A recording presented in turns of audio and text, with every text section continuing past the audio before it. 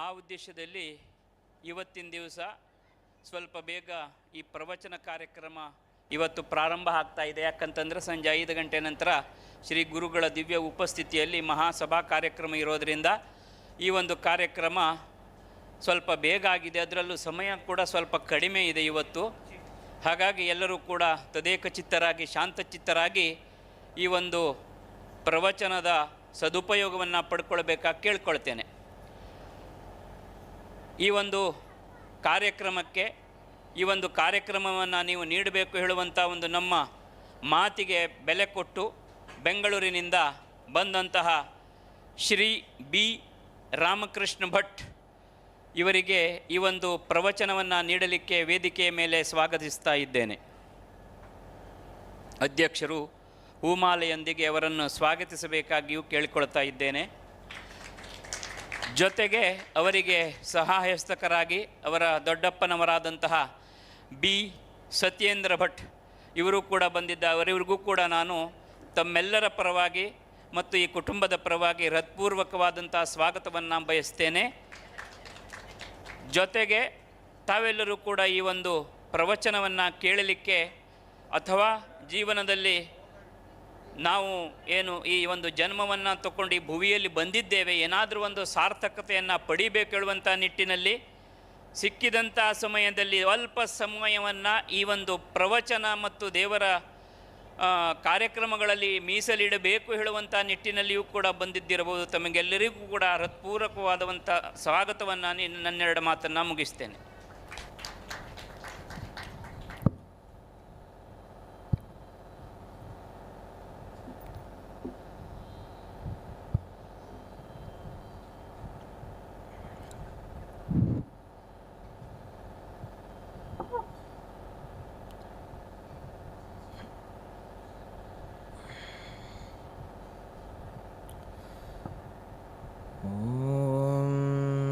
ತಪಸ್ವಿನೋ ದಾನಪರಾಯಶಸ್ವಿನೋ ಮನಸ್ವಿನೋ ಮಂತ್ರವಿದಸ್ಸು ಮಂಗಲಾಃ ಕ್ಷೇಮನ್ನ ವಿಂದಂತಿ ವಿನಾಯ ದರ್ಪಣಂ ತಸ್ಮೈ ಸುಭದ್ರಶ್ರವಸೇ ನಮೋ ನಮಃ.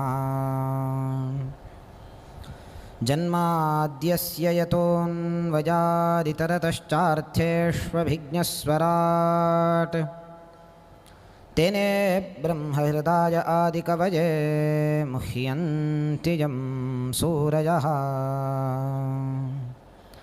ತೇಜೋ ವಾರಿಮೃದಾಂ ಯಥಾ ವಿನಿಮಯೋ ಯತ್ರ ತ್ರಿಸರ್ಗೋ ಮೃಷಾ ಧಾಮ್ನಾ ಸ್ವೇನ ಸದಾ ನಿರಸ್ತಕುಹಕಂ ಸತ್ಯಂ ಪರಂ ಧೀಮಹಿ. ಯೋऽन्तಃ ಪ್ರವಿಶ್ಯ ಮಮ ವಾಚಮಿಮಾಂ ಪ್ರಸುಪ್ತಾಂ ಸಂಜೀವಯತ್ಯಖಿಲಶಕ್ತಿಧರಸ್ವಧಾಮ್ನಾ ಅನ್ಯಾಂಶ್ಚ ಹಸ್ತಚರಣಶ್ರವಣತ್ವಗಾದೀನ್ ಪ್ರಾಣಾನ್ನಮೋ ಭಗವತೆ ಪುರುಷಾಯ ತುಭ್ಯಂ. ವಿಜ್ಞಾನರೋಚಿಃ ಪರಿಪೂರಿತಾಂತರಬಾಹ್ಯಾಂಡಕೋಶಂ ಹರಿತೋಪಲಾಭಂ ತರ್ಕಾಭಜೇತಂ ವಿಧಿ ಸರ್ವಪೂರ್ವಗೀರ್ವಾಣವಿಜ್ಞಾನದಮಾನತೋಸ್ಮಿ. ಉಗ್ರಂ ವೀರಂ ಮಹಾವಿಷ್ಣುಂ ಜ್ವಲಂತಂ ಸರ್ವತೋಮುಖಂ ನೃಸಿಂಹಂ ಭೀಷಣಂ ಭದ್ರಂ ಮೃತ್ಯುನ್ನಮಾಮ್ಯಹಂ. ವಸುದೇವಸುತಂ ದೇವಂ ಕಂಸಚಾಣೂರಮರ್ದನಂ ದೇವಕೀ ಪರಮಾನಂದಂ ಕೃಷ್ಣಂ ವಂದೇ ಜಗದ್ಗುರುಂ. ಆಪದಾಮಪಹರ್ತಾರಂ ದಾತಾರಂ ಸರ್ವಸಂಪದಾಂ ಲೋಕಾಭಿರಾಮಂ ಶ್ರೀರಾಮಂ ಭೂಯೋ ಭೂಯೋ ನಮಾಮ್ಯಹಂ. मनोजवं मारुततुल्यवेगं जितेन्द्रियं बुद्धिमतां वरिष्ठं वातात्मजं वानरयूथमुख्यं श्रीरामदूतं शरणं प्रपद्ये बुद्धिर्बलं यशोधैर्यं निर्भयत्वमरोगता अजाड्यं वाक्पटुत्वं च हनुमत्स्मरणात् भवेत् अभ्रमं भङ्गरहितम् अजडं विमलं सदा आनन्दतीर्थमतुलं भजे तापत्रयापहम् तपस्वाध्यायशुश्रूषा कृष्णपूजारतं मुनिं विश्वेशमिष्टदं वन्दे परिव्राट्चक्रवर्तिनं श्रीगुरुभ्यो नमः हरिः ॐ सच्चिदानन्दरूपाय विश्वोत्पत्त्यादिहेतवे तापत्रयविनाशाय श्रीकृष्णाय वयं नुमः यं प्रव्रजन्तमनुपेतमपेतकृत्यं द्वैपायनो विरहकातर आजुहाव पुत्रेति तन्मयतया तरवोऽपि नेदुः तं सर्वभूतहृदयं मुनिमानतोऽस्मि श्रीगुरुभ्यो नमः हरिः ॐ अच्युतं केशवं रामनारायणं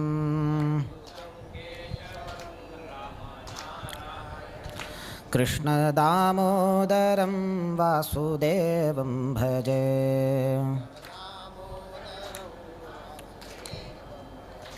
अच्युतं केशवं रामनारायणं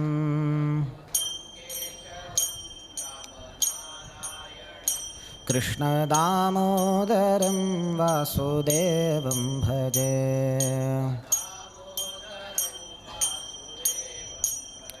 श्रीधरं माधवं गोपिकावल्लभं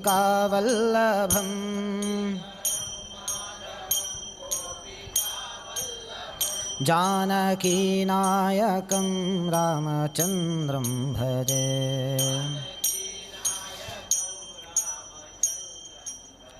श्रीधरं माधवं गोपिकावल्लभं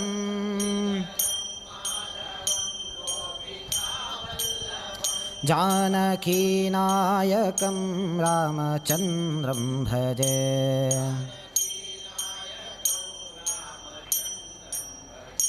अच्युतं केशवं रामनारायणं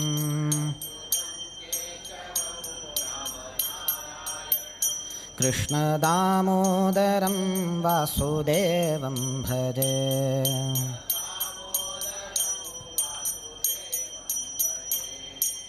हरे राम राम राम हरे हरे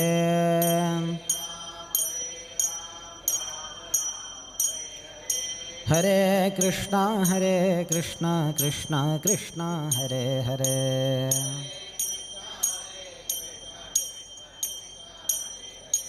हरे राम राम राम हरे हरे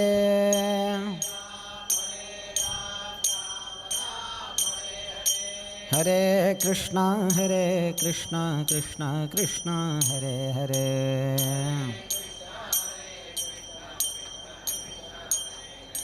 हरे राम राम हरे हरे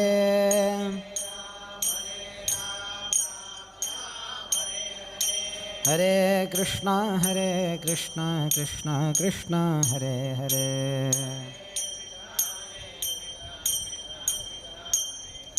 कृष्णा कृष्णा हरे हरे गोपाल कृष्ण भगवान की सीतापति श्रीरामचंद्र भगवान की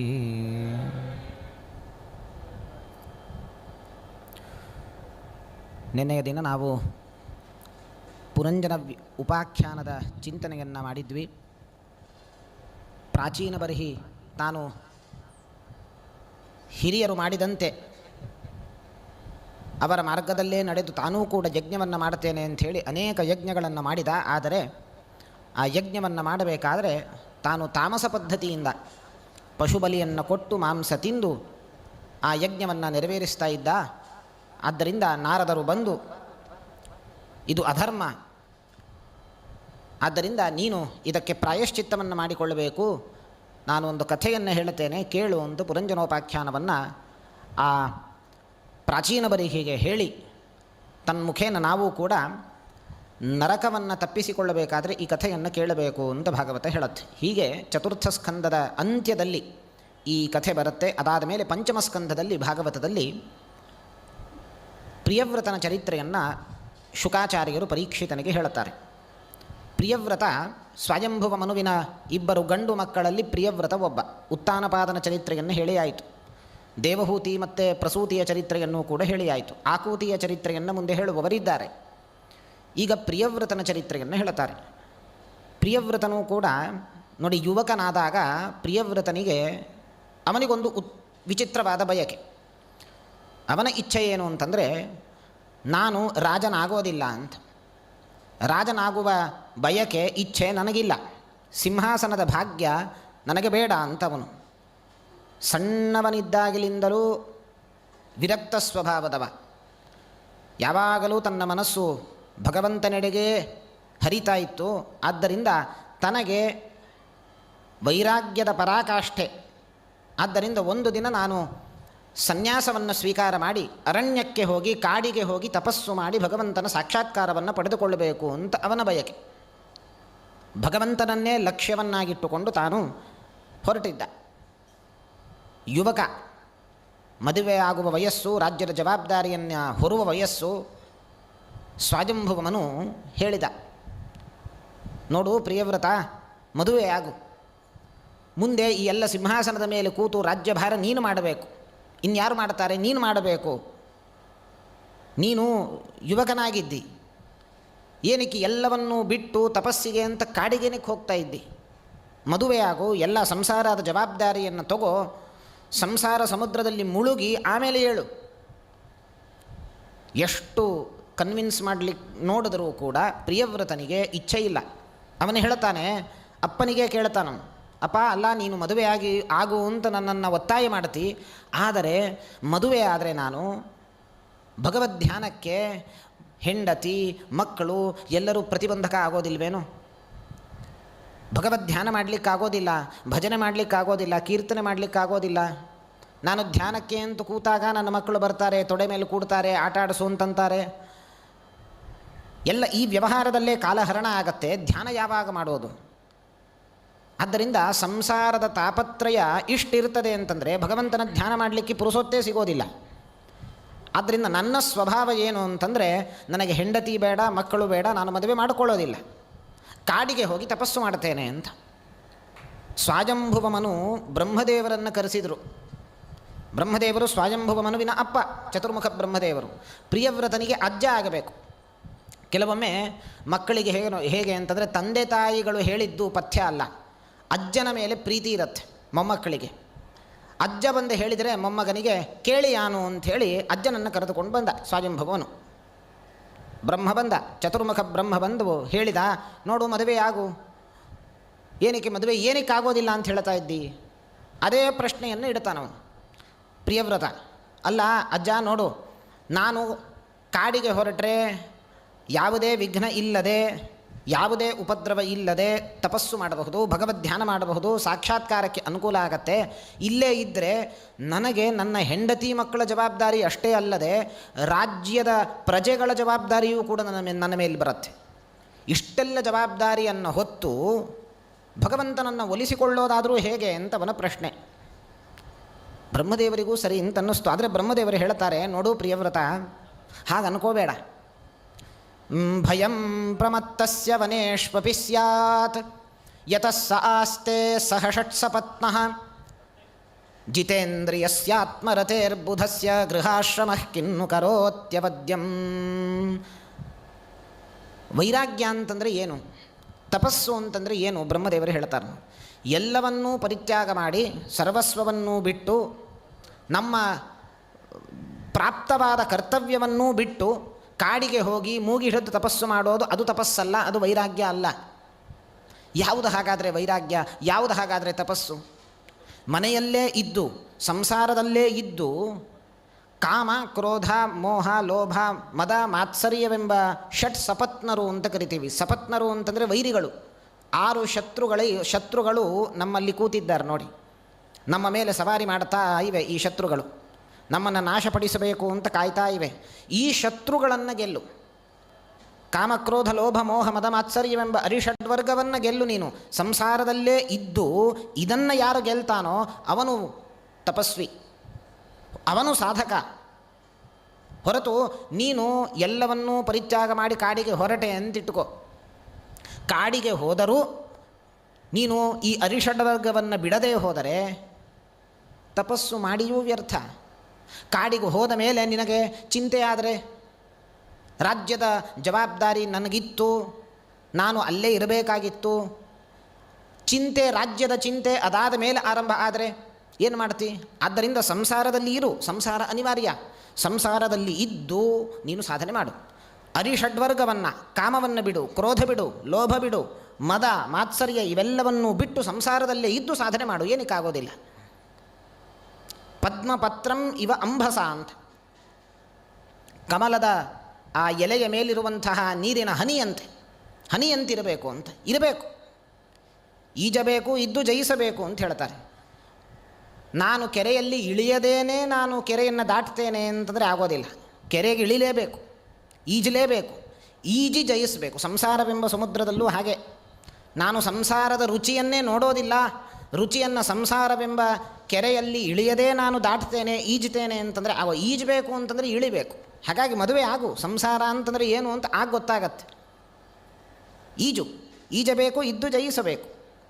ಆದ್ದರಿಂದ ಪದ್ಮಪತ್ರಂ ಇವಾಂಬಸ ಅಂತ ಕೃಷ್ಣ ಹೇಳಿದಂಗೆ ಇದನ್ನು ಒಂದು ರೀತಿಯಲ್ಲಿ ಡಿಟ್ಯಾಚ್ಡ್ ಅಟ್ಯಾಚ್ಮೆಂಟ್ ಅಂತ ಕರೀತಾರೆ. ಅಟ್ಯಾಚ್ಮೆಂಟ್ ಹೇಗಿರಬೇಕು ಅಂದರೆ ಡಿಟ್ಯಾಚ್ಡ್ ಆಗಿರಬೇಕಂತ ನೋಡಿ. ಅಟ್ಯಾಚ್ಮೆಂಟ್ ಇರಬೇಕು, ಆದರೂ ಇರಬಾರ್ದು ಅಂತ. ಇದು ಹೇಳೋದೇನೋ ಸುಲಭ. ವಿವೇಕಾನಂದರು ಒಂದು ಕಡೆ ಹೇಳ್ತಾರೆ, to be in the world but not allowing the world to be in you ಅಂತ. ನಾವು ಜಗತ್ತಿನಲ್ಲಿ ಇರಬೇಕಂತೆ, ಆದರೆ ಜಗತ್ತಿನ ತಾಪತ್ರಯಗಳು ಎಲ್ಲವನ್ನೂ ನಮ್ಮೊಳಗೆ ಹಾಕೋಬಾರ್ದಂತೆ. ಆಗ ನಾವು ಏನಾಗುತ್ತೆ, ಚಿಂತೆ ಆರಂಭ ಆಗುತ್ತೆ. ಜಗತ್ತಿನ ತಾಪತ್ರಯಗಳನ್ನು ಅದರ ಪಾಡಿಗೆ ಅದನ್ನು ಬಿಡಬೇಕು. ನಾವು ನಮ್ಮ ಕರ್ತವ್ಯವನ್ನು ಮಾಡ್ತಾ ಹೋಗಬೇಕಂತೆ ನೋಡಿ.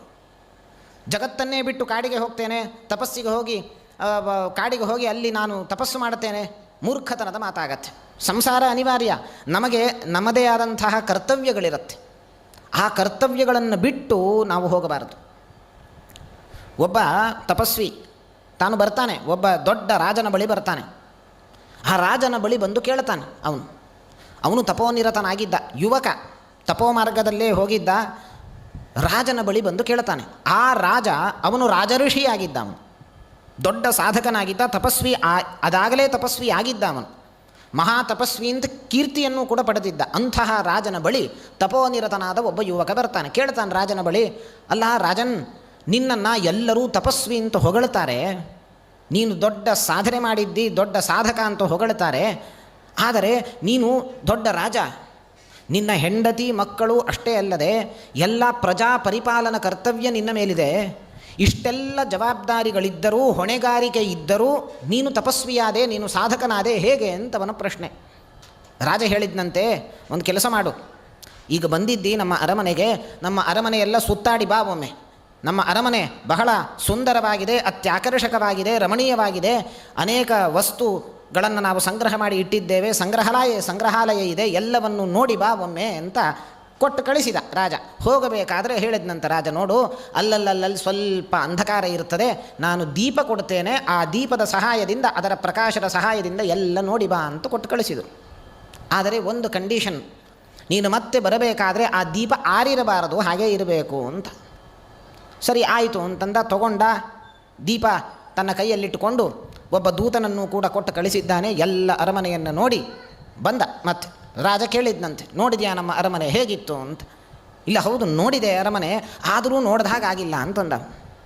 ನೋಡಿದರೂ ನೋಡಿದಾಗಿಲ್ಲ ಅಂತಂದ. ಏನಕ್ಕೆ? ಅಲ್ಲ, ನೀನು ಹೇಳಿದ್ದೆಯಲ್ಲ ಈ ದೀಪ ಆರಬಾರದು ಅಂತ ಹೇಳಿದ್ದೆ, ನೀನು ಅರಮನೆ ನೋಡ್ಕೊಂಡು ಬಾ ಅಂತಲೂ ಹೇಳಿದ್ದೆ, ಆದರೆ ಅಟ್ ದ ಸೇಮ್ ಟೈಮ್ ದೀಪ ಆರಬಾರದು ಅಂತ ಹೇಳಿದ್ದೆ. ನಾನು ಅರಮನೆಯೆಲ್ಲವನ್ನು ನೋಡಬೇಕಾದ್ರೆ ನನ್ನ ಮನಸ್ಸು ಆ ದೀಪದತ್ತನೇ ಇತ್ತು. ಎಲ್ಲಿ ಆ ದೀಪ ಆರೋಗ್ತದೋ ಅಂತ ನನ್ನ ಮನಸ್ಸು ಅಲ್ಲೇ ಇತ್ತು. ಆದ್ದರಿಂದ ಅಲ್ಲೂ ನೋಡ್ತಾ ಇದ್ದೆ, ಇಲ್ಲೂ ನೋಡ್ತಾ ಇದ್ದೆ.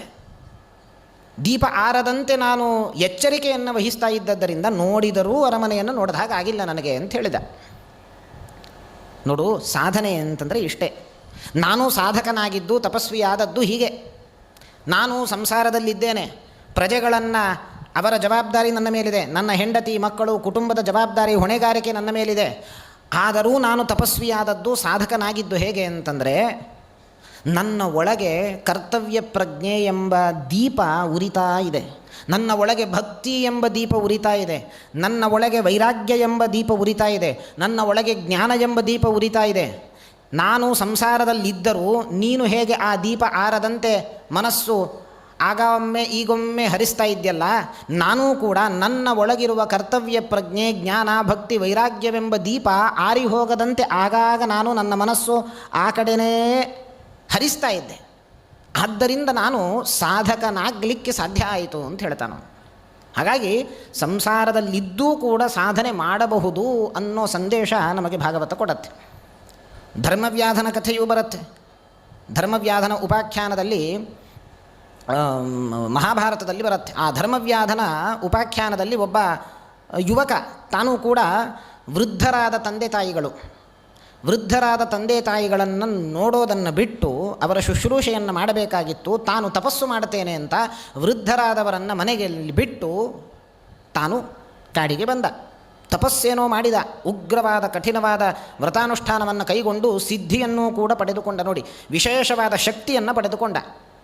ಒಮ್ಮೆ ಮರದ ಕೆಳಗೆ ಕೂತಿದ್ದಾನೆ, ತಪೋನಿರತನಾಗಿದ್ದಾನೆ. ಧ್ಯಾನ ಮಾಡಬೇಕಾದ್ರೆ ಒಂದು ಪಕ್ಷಿ ಮೇಲೆ ಒಂದು ಹಕ್ಕಿ ಇತ್ತು.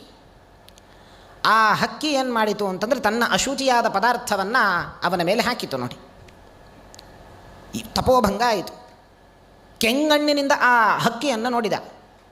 ತಾನು ತನ್ನ ಕೆಂಗಣ್ಣಿನಿಂದ ಹಕ್ಕಿಯನ್ನು ನೋಡಿದ ಕ್ಷಣವೇ ಹಕ್ಕಿ ಸುಟ್ಟೋಯಿತು. ನೋಡಿ, ಅಷ್ಟು ಶಕ್ತಿಯನ್ನು, ತಪಸ್ಸನ್ನು ಸಂಪಾದನೆ ಮಾಡಿಕೊಂಡಿದ್ದ ತಾನು. ತನ್ನ ತಪಸ್ಸಿನ ಮೇಲೆ ಅಹಂಕಾರ ಬಂತು.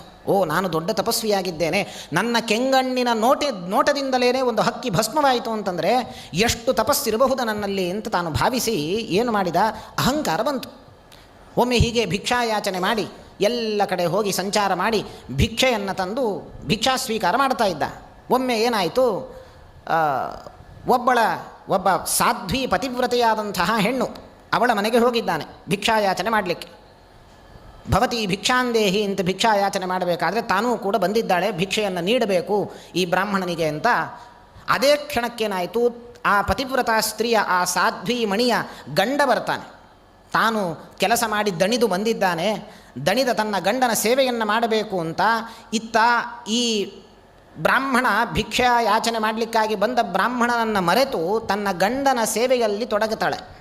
ಗಂಡ ಬಂದ ಅಂಥೇಳಿ ಗಂಡನಿಗೆ ಏನೇನು ಬೇಕೋ ಉಪಚಾರಗಳನ್ನೆಲ್ಲ ಮಾಡಿ ಇತ್ತ ಇಲ್ಲಿ ಇವನು ಬಂದಿದ್ದಾನೆ ಅಂತನ್ನೋದನ್ನು ಮರೆತೋದ್ಲು ಅವಳು. ಗಂಡನ ಸೇವೆಯೆಲ್ಲ ಮಾಡಾದ ಮೇಲೆ ಅವನಿಗೇನು ಬೇಕೋ ಎಲ್ಲ ಸೌಲಭ್ಯಗಳನ್ನು ಮಾಡಿ ಆದ ಮೇಲೆ ಅದಾದ ಮೇಲೆ ನೆನಪಾಯಿತು, ಅರೆ ನಾನು ಭಿಕ್ಷೆಯನ್ನು ಕೊಡಬೇಕಾಗಿತ್ತು, ಭಿಕ್ಷಾ ಕೊಡಲಿಕ್ಕೆ ಅಂತ ಹೋಗಿದ್ದೆ, ಅವನಲ್ಲೇ ನಿಂತಿದ್ದಾನೋ ಏನೋ ಕೊಡಲಿಲ್ಲ ಅಂತ ಪಶ್ಚಾತ್ತಾಪ ಆಯಿತು. ಅದಾದ ಮೇಲೆ ಅಕ್ಕಿಯನ್ನೋ ಬೇಳೆಯನ್ನೋ ತೊಗೊಂಡು ಬರ್ತಾಳೆ. ಕ್ಷಮಿಸಬೇಕು, ನನ್ನ ಗಂಡ ಬಂದ ಅಂಥೇಳಿ ಅವನ ಶುಶ್ರೂಷೆಯಲ್ಲಿ ನಾನು ತೊಡಗಿಕೊಂಡೆ, ನನ್ನನ್ನು ನಾನು ತೊಡಗಿಸಿಕೊಂಡೆ, ಈಗ ನೀನು ಬಂದದ್ದನ್ನು ನಾನು ಮರೆತೇ ಹೋಯ್ತು, ಈಗ ತಗೋ ಅಂಥೇಳಿ ಕ್ಷಮಿಸಬೇಕು ಅಂತ ತಾನು ಆ ಸಾಧ್ವಿ ಮಣಿ ಬಂದು ಭಿಕ್ಷೆಯನ್ನು ಹಾಕಬೇಕಾದ್ರೆ ಗುಡುಗ್ತಾನೆ ಈತ ತಪಸ್ವಿ. ನನ್ನನ್ನು ಇಷ್ಟೊತ್ತು ನಿನ್ನ ಗಂಡ ಬಂದ ಅಂಥೇಳಿ ಅವನ ಉಪಚಾರ ಮಾಡಲಿಕ್ಕೋಸ್ಕರ ನನ್ನನ್ನು ಉಪೇಕ್ಷೆ ಮಾಡಿದೆ ನೀನು, ನನ್ನನ್ನು ಉಪೇಕ್ಷೆ ಮಾಡಿದೆ, ನನ್ನನ್ನು ತಿರಸ್ಕಾರ ಮಾಡಿದೆ, ನನಗೆ ಅವಮಾನ ಮಾಡಿದೆ ನೀನು. ಆದ್ದರಿಂದ ನಾನು ನಿನ್ನ ಭಿಕ್ಷೆಯನ್ನು ಸ್ವೀಕಾರ ಮಾಡೋದಿಲ್ಲ ಅಂತ ಹೇಳ್ತಾನೆ. ಅವಳು ಹೇಳ್ತಾಳೆ, ದಯವಿಟ್ಟು ತಪ್ಪಾಯಿತು, ಹೌದು ನನ್ನ ಗಂಡ ಬಂದ, ಅವನ ಸೇವೆಯಲ್ಲಿ ತೊಡಗಿದೆ, ಆದ್ದರಿಂದ ವಿಳಂಬ ಆಯಿತು, ಬೇಜಾರು ಮಾಡ್ಕೋಬೇಡಿ ಅಂತ ಎಷ್ಟು ಹೇಳಿದರೂ ಕೂಡ ತಾನು ಕೇಳೋದಿಲ್ಲ. ಆಗ ಆ ಸಾಧ್ವಿ ಮಣಿ ಹೇಳ್ತಾಳೆ, ನೀನು ಕೋಪದಿಂದ ನಿನ್ನ ಕೆಂಗಣ್ಣಿನ ನೋಟದಿಂದ ಸುಟ್ಟಿದ ಭಸ್ಮ ಮಾಡಿದ ಆ ಹಕ್ಕಿ ನಾನಲ್ಲ ಅಂತ ಹೇಳ್ತಾಳು. ಆ ಹಕ್ಕಿಯಂತೆ ನಾನು ಅಂತ ಭಾವಿಸಬೇಡ ಅಂತ ಹೇಳ್ತಾಳೆ. ಆಶ್ಚರ್ಯಚಕಿತನಾಗ್ತಾನೀತ. ಅರೆ, ಆ ಘಟನೆ ಇವಳಿಗೆ ಹೇಗೆ ಗೊತ್ತಾಯಿತು ಅಂತ. ನಾನು ತಪಸ್ಸು ಮಾಡಿದ್ದು, ಶಕ್ತಿಯನ್ನು ಪಡೆದು ನನ್ನ ಕೆಂಗಣ್ಣಿನಿಂದ ಆ ಹಕ್ಕಿಯನ್ನು ಸುಟ್ಟಿ ಹಾಕಿದ್ದು ಇವಳಿಗೆ ಹೇಗೆ ಗೊತ್ತಾಯಿತು? ಇವಳೇನು ಮಹಾ ತಪಸ್ವಿನಿ ಏನು? ಕೇವಲ ತನ್ನ ಗಂಡನ ಸೇವೆಯನ್ನು ಮಾಡಿಕೊಂಡಿದ್ದಂತಹ ಪತಿವ್ರತಾ ಸ್ತ್ರೀ, ಇವಳಿಗೆ ಹೇಗೆ ಗೊತ್ತಾಯಿತದು ಅಂತ ಕೇಳುತ್ತಾನೆ. ಅವಳು ಹೇಳ್ತಾಳೆ, ಇದರ ಶಕ್ತಿ ನಿನಗೆ ಗೊತ್ತಾಗಬೇಕು ಅಂತಂದರೆ ಇಲ್ಲಿಂದ ಸ್ವಲ್ಪ ದೂರ ಹೋಗು, ಒಂದು ಊರು ಸಿಗ್ತದೆ, ಅಲ್ಲಿ ಧರ್ಮವ್ಯಾಧ ಅಂತೊಬ್ಬ ಇರ್ತಾನೆ, ಅವನ ಬಳಿ ಹೋಗು, ನಿನಗೆಲ್ಲವೂ ಗೊತ್ತಾಗತ್ತೆ ಇದರ ಮರ್ಮ ಏನು ಅಂತ. ಹೋಗ್ತಾನಲ್ಲಿ ಆ ಊರಿಗೆ ಹೋಗ್ತಾನೆ. ಹೋಗಿ ನೋಡಿದರೆ ಆ ಧರ್ಮವ್ಯಾಧ ಅಲ್ಲಿ ಮಾಂಸದ ವ್ಯಾಪಾರ ಮಾಡ್ತಾ ಇದ್ದಾನೆ. ಮಾಂಸ ತುಂಡು ಮಾಡಿ ಅದರ ವ್ಯಾಪಾರವನ್ನು ಮಾಡ್ತಾ ಇದ್ದಾನೆ. ಅಸಹ್ಯ ಆಯಿತು ಈತನಿಗೆ, ಅದನ್ನು ನೋಡಿಯೇ ಅಸಹ್ಯ ಆಯಿತು, ಹತ್ತರವೂ ಹೋಗಿಲ್ಲ. ಧರ್ಮವ್ಯಾಧರಿಗೆ ಗೊತ್ತಾಯಿತು. ಧರ್ಮವ್ಯಾಧ ಕರೆದ್ನಂತೆ, ಆ ಸಾಧ್ವಿ ಮಣಿಯೇ ನಿನ್ನನ್ನು ಕಳಿಸಿದ್ದಲ್ವ ಇಲ್ಲಿ, ಬಾ ಇಲ್ಲಿ ಅಂತ ಧರ್ಮವ್ಯಾಧ ಹೇಳಿದ್ನಂತೆ. ಆಶ್ಚರ್ಯ, ಇನ್ನೂ ಅವಾಕ್ಕಾದ, ಮೂಕವಿಸ್ಮಿತನಾಗಿ ಬಿಟ್ಟ. ಅರೆ, ಸಾಧ್ವೀಮಣಿ ನನ್ನನ್ನು ಇಲ್ಲಿ ಕಳಿಸಿದ್ದಾಳೆ ಅಂತ ಈತನಿಗೆ ಹೇಗೆ ಗೊತ್ತಾಯಿತು? ಅವನು ಕರ್ಕೊಂಡು ಹೋಗ್ತಾನೆ ಧರ್ಮವ್ಯಾಧ, ಬಾ ನನ್ನ ಜೊತೆ ಬಾ. ನಿನಗೆ ಆಶ್ಚರ್ಯ ಆಗ್ತಾ ಇರಬಹುದು, ನನ್ನ ಬಳಿ ಈ ದೂರದರ್ಶಿತ್ವ, ದೂರದಲ್ಲಿ ಆಗುವ ವಿಷಯಗಳೆಲ್ಲವೂ ಕೂಡ ತಿಳಿಯುವ ಸಾಮರ್ಥ್ಯ ನನ್ನಲ್ಲಿ ಹೇಗೆ ಬಂತು, ಈ ಸಿದ್ಧಿ ಹೇಗೆ ಬಂತು ನನ್ನಲ್ಲಿ ಅಂತ ನೀನು ಚಿಂತೆ ಮಾಡ್ತಾ ಇರಬಹುದು. ಬಾ, ನಾನು ತೋರಿಸ್ತೇನೆ, ಎಲ್ಲಿಂದ ಈ ಶಕ್ತಿ ಬಂತು ನಾನು ತೋರಿಸ್ತೇನೆ ಅಂತ ಕರ್ಕೊಂಡು ಹೋಗ್ತಾನೆ. ತನ್ನ ಮನೆಯಲ್ಲಿ ವೃದ್ಧರಾದ ಆ ಧರ್ಮವ್ಯಾಧನ ವೃದ್ಧ ತಂದೆ ತಾಯಂದಿರು ರುಗ್ಣರಾಗಿ ತಾವು ಮಲಗಿದ್ದಾರೆ ಮನೆಯಲ್ಲಿ. ಪ್ರತಿನಿತ್ಯವೂ ಅವರಿಗೆ ಏನು ಬೇಕೋ ಆ ಶುಶ್ರೂಷೆಯನ್ನು ತಾನು ಮಗನಾಗಿ ಪ್ರತಿನಿತ್ಯವೂ ಮಾಡ್ತಾ ಇದ್ದ. ನೋಡಿ, ಕೇವಲ ತಂದೆ ತಾಯಿಗಳ ಶುಶ್ರೂಷೆಯಿಂದಲೇ ಆ ಸಿದ್ಧಿಯನ್ನು ಪಡೆದ ಧರ್ಮವ್ಯಾಧ. ಆಲೋಚನೆ ಮಾಡಿ, ನಮ್ಮ ತಂದೆ ತಾಯಂದಿರ ಸೇವೆಯನ್ನು ಮಾಡೋದೇ ಎಷ್ಟು ದೊಡ್ಡ ತಪಸ್ಸು ಅಂತ ಮಹಾಭಾರತ ಹೇಳುತ್ತೆ. ನೋಡಿ, ತಂದೆ ತಾಯಂದಿರ ಶುಶ್ರೂಷೆ ಎಲ್ಲವನ್ನೂ ಬಿಟ್ಟು ಕಾಡಿಗೆ ಹೋಗಿ ತಪಸ್ಸು ಮಾಡಿದರೂ, ತಂದೆ ತಾಯಿಗಳನ್ನು ಬಿಟ್ಟು ಆ ಅವಸ್ಥೆಯಲ್ಲಿ ಅವರನ್ನು ಬಿಟ್ಟು ನಾವು ಹೋದರೂ ಅದು ಆ ತಪಸ್ಸು ವ್ಯರ್ಥವಾಗತ್ತೆ. ಅದೇ ತಂದೆ ತಾಯಿಯ ಬಳಿಯೇ ಇದ್ದು ನೋಡಿ, ಅದಕ್ಕೆ ಕನಿಷ್ಠ ಯಾವಾಗ ಅಂತಂದರೆ ತಪಸ್ಸು ಮಾಡಲಿಕ್ಕೆ ಬಿಟ್ಟು ಹೋಗಬಹುದು. ಯಾವಾಗ ಅಂತಂದರೆ ಇಬ್ಬರು ಗಂಡು ಮಕ್ಕಳಿದ್ದರೆ ಮಾತ್ರ. ಇಬ್ಬರು ಗಂಡು ಮಕ್ಕಳಿದ್ದರೆ ಅದರಲ್ಲಿ ಒಬ್ಬ ತಂದೆ ತಾಯಿಗಳನ್ನು ನೋಡಲಿಕ್ಕೆ ಒಬ್ಬ ಇದ್ದಾನೆ ಮನೆಯಲ್ಲಿ ಅಂತ ಆದರೆ ಮಾತ್ರ ಅವನು ಬಿಟ್ಟು ಹೋಗಬಹುದು. ಆಗ ಮಾತ್ರ ಶಾಸ್ತ್ರ ಅನುಮತಿ ಕೊಡುತ್ತೆ. ಇಲ್ಲ ಅಂದರೆ ತನಗೆ ಪ್ರಾಪ್ತವಾದ ಒಂದು ಕರ್ತವ್ಯ ಇದೆ. ತಂದೆ ತಾಯಿಗಳು ಅವರಿರುವ ತನಕ ನೋಡಿಕೊಳ್ಳಬೇಕು. ಅವರು ತೀರಿದ ಮೇಲೆ ಬೇಕಾದರೆ ತಾನು ತಪೋಮಾರ್ಗದಲ್ಲಿ ಹೋಗಬಹುದು. ಅದು ಅವನ ಕರ್ತವ್ಯ ಆಗತ್ತೆ. ಹೀಗೆ ಧರ್ಮವ್ಯಾಧನು ಕೇವಲ ತನ್ನ ತಂದೆ ತಾಯಿಗಳ ಶುಶ್ರೂಷೆಯಿಂದಲೇ ತಪಸ್ವಿಯಾಗಿದ್ದ, ಸಾಧನೆಯನ್ನು ಮಾಡಿ ಸಾಧಕನಾಗಿದ್ದ. ಹಾಗಾಗಿ ಎಲ್ಲವನ್ನೂ ಬಿಟ್ಟು ಕಾಡಿಗೆ ಹೋಗಿ ತಪಸ್ಸು ಮಾಡೋದೇ ತಪಸ್ಸಲ್ಲ.